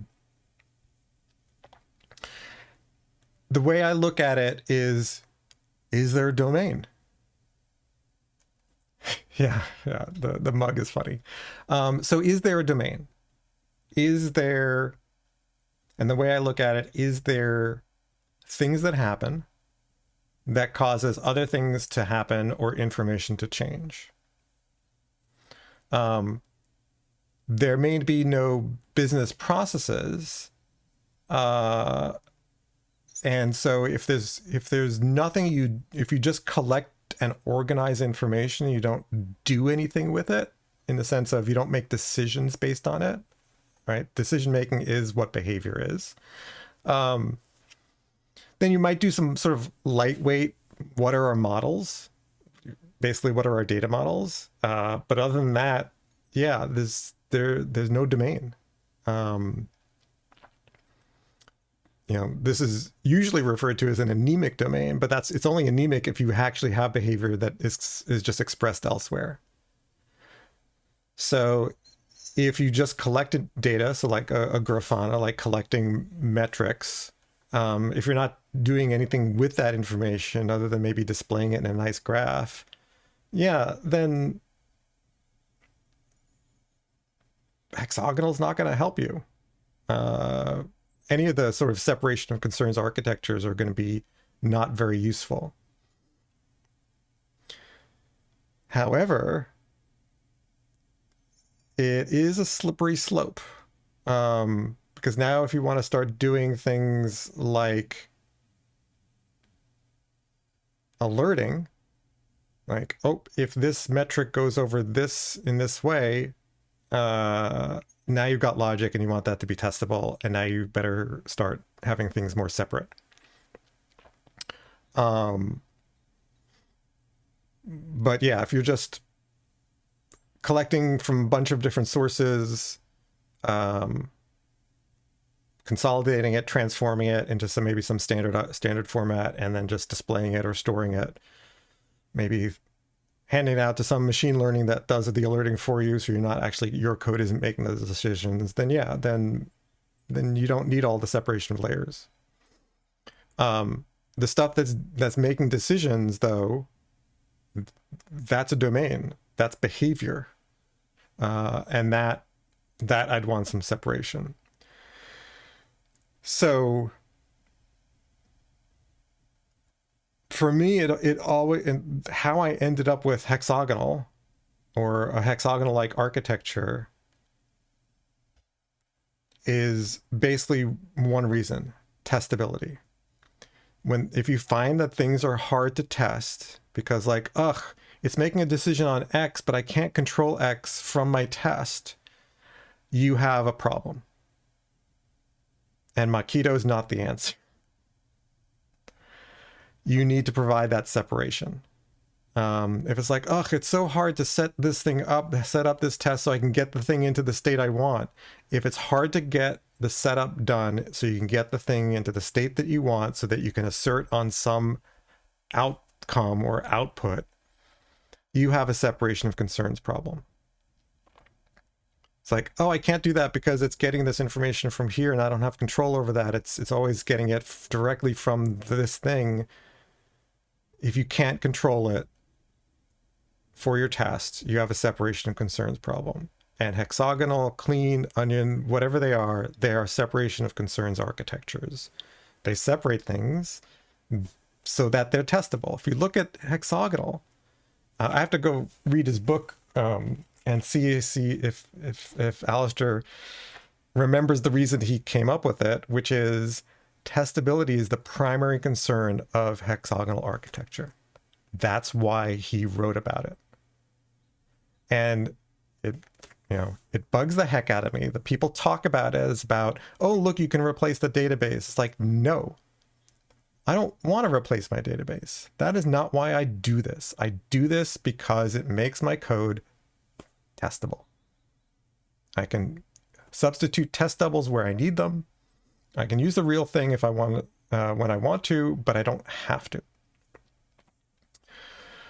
So Xproof asks, should all application have some sort of model? Yes. So there's two kinds of models, at least. The way I think about it, there's basically two. There's a data model and there's a behavior model. What sometimes is called an object model. If you're doing CRUD with sort of minimal validation, that's a data model. I type this thing over here, I want to store it in a database so I can see it over here. You need a data model. You need to define what does your form say, which pieces connect to what pieces,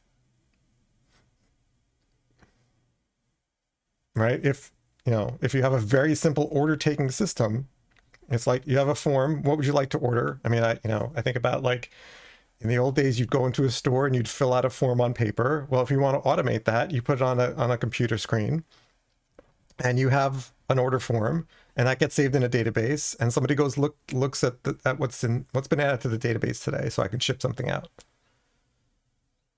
It's not making any decisions, so it's CRUD. And there's no behavior, right? No decisions, no behavior. So if there's no behavior, then it's just a data model. That's fine. Totally fine. Once you have behavior, how do you test that behavior? That's the key.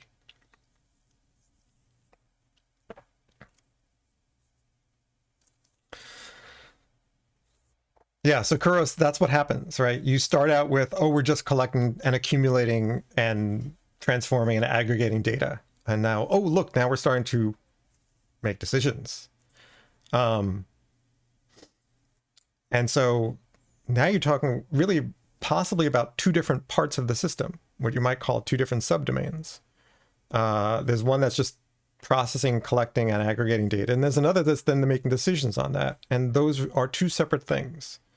The thing that's then making, that's just doing the aggregation, they can continue to do that. But the thing that's making the decisions, basically now you want to test drive that. Yeah.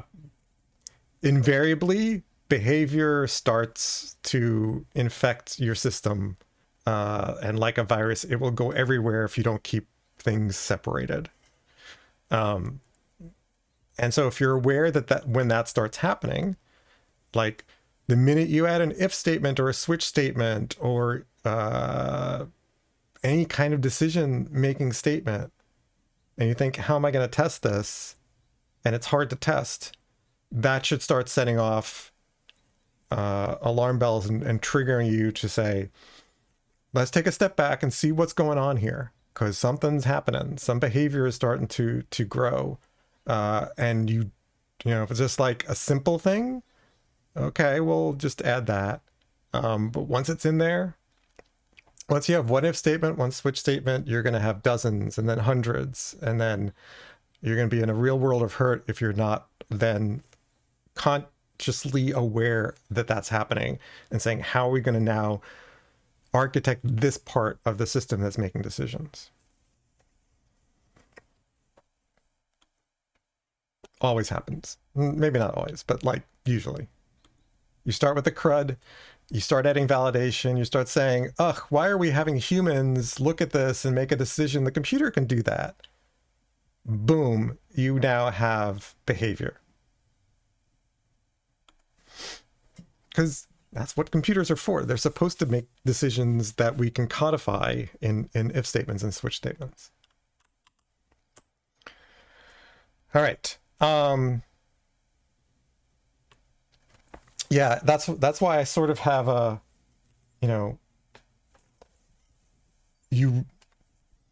I really think it helps to have a very low tolerance. What's the word? Basically zero tolerance. When you introduce your first if statement into your code, that's your alarm. Not the second one, not the third one, not the fifth one, because you won't be able to tell the difference between I've got 3 if statements and I've got 30. Or if you do, it might start. It's never too late, but it might now be more difficult to dig your way out. But I really think zero tolerance for that is like, separate your stuff. It's, you know, as soon as you've got a decision-making statement. And even transformation probably has some decisions in it. Like, how do we handle if this isn't there? Or sometimes this isn't there if this other thing is there. Well, how are you going to test that? You probably want some separation there. So zero tolerance is the way I look at it.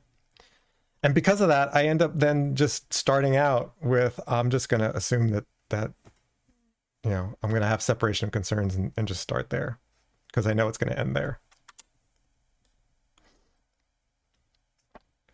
All right, so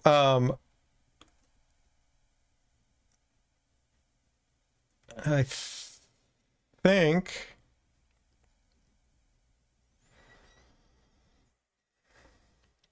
I would like to not do this anymore.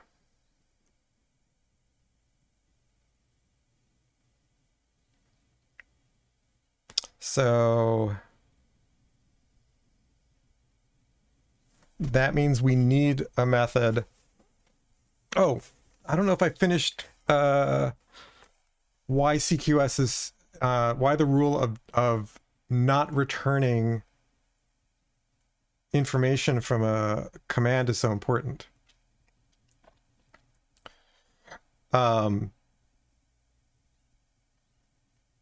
And that's because of essentially item potency.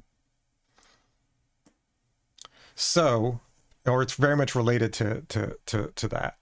So let's say you call this method and it returns player. And that gets sort of, you know, propagated around. What if the response to your request, right? I clicked the join button. The join actually happened, but somewhere along the way, the response of this player object got lost. Well, I can't retry the join, although technically here I could. This is actually a somewhat idempotent thing. But generally what you would do is you'd first say, well, can I join? It's like, yes. Did I join? Is even a better question. Am I already joined? And so you want a query then that says, hey, did this person ID join? What's the player associated with this person ID? So command query separation, even though it wasn't like when Bertrand Meyer wrote the book, distributed systems weren't really a thing. There was barely an internet. There certainly wasn't the web. And so what you want is you want a method like this that doesn't return anything.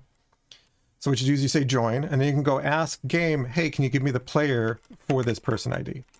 And that's the correct way to do it. Because you can then call join to get the player, but sometimes you just want to access the player. Hey, who's the player for this person ID? And you should be able to query the object to get that information. So that's why we want that kind of separation.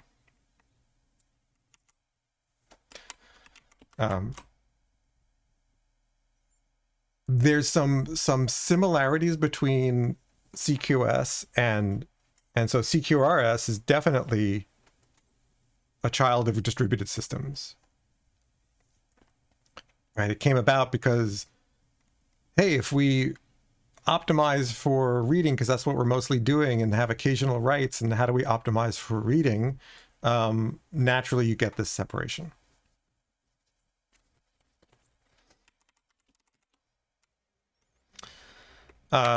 So, whoa, stop. So fix me.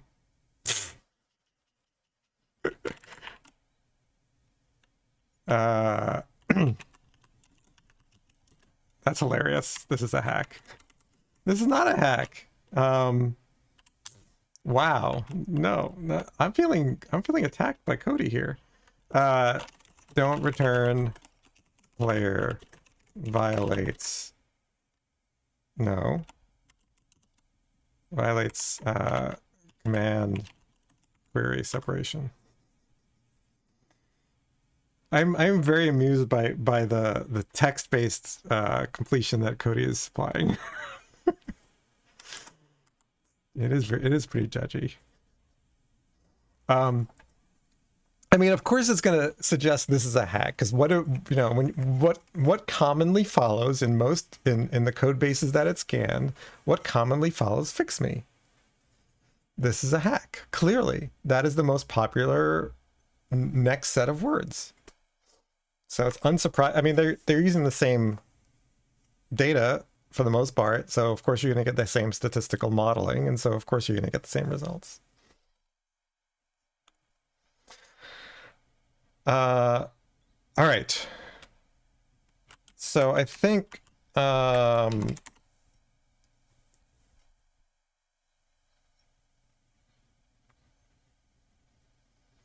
great. So all the tests pass. We've converted game to event sourcing, almost all of it. What's left is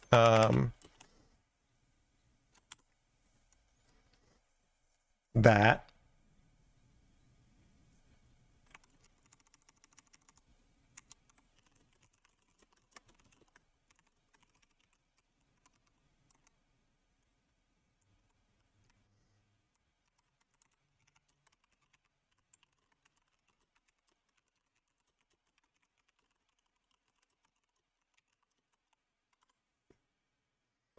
And that's what we'll do. So next time, because we're pretty much at the end of today. So we already got that. We got that. We got that. I think we're done with sort of all the event sourcing structure we need, other than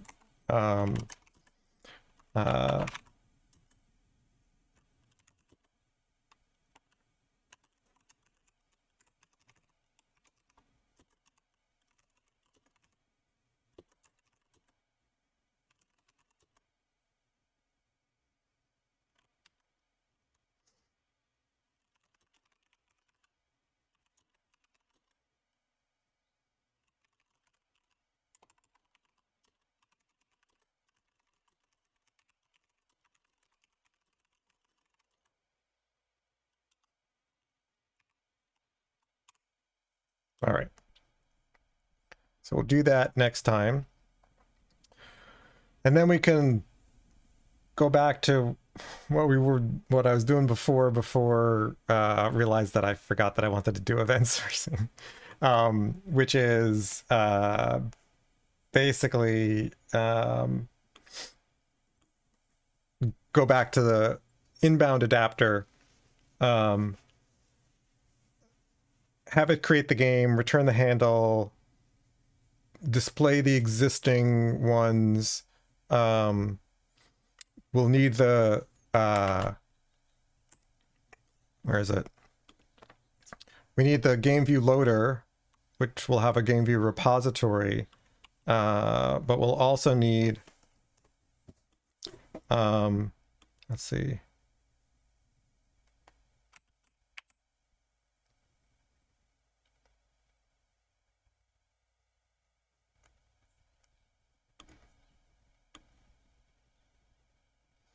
So we've got the game view loader associated with the game view repository. We'll also need another port that will be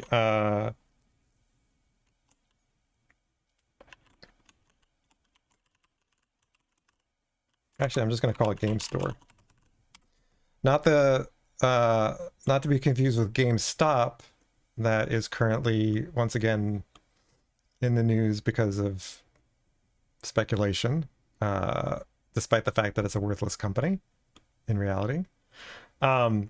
So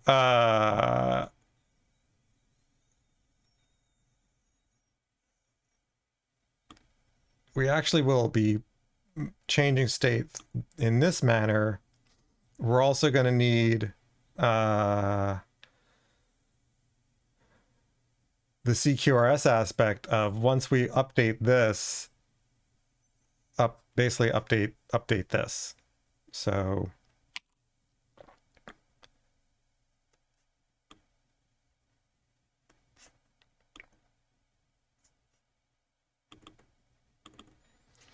update read model after storing in game store.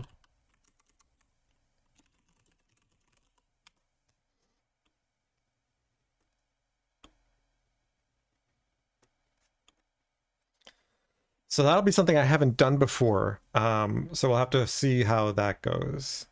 I probably will do a more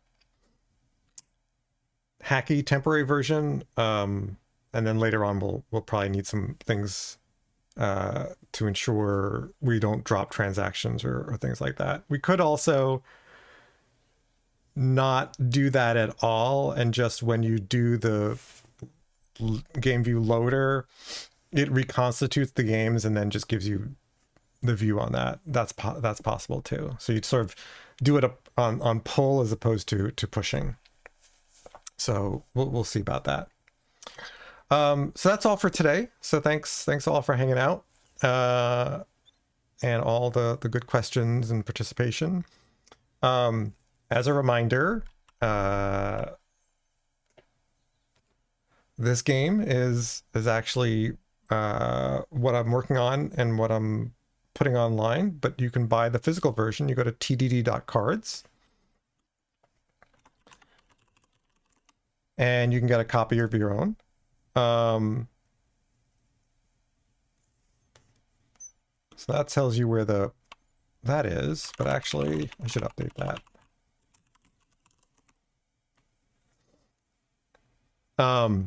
You can buy your own copy. I still have 4 or 5 left in stock.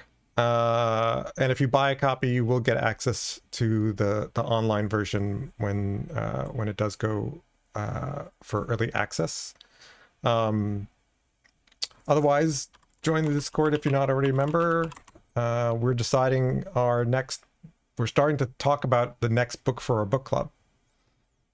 So join us for that. Otherwise, have a good night, folks, especially those who you should have been asleep by now in UTC Plus land. And I will see you next time. Have a good one.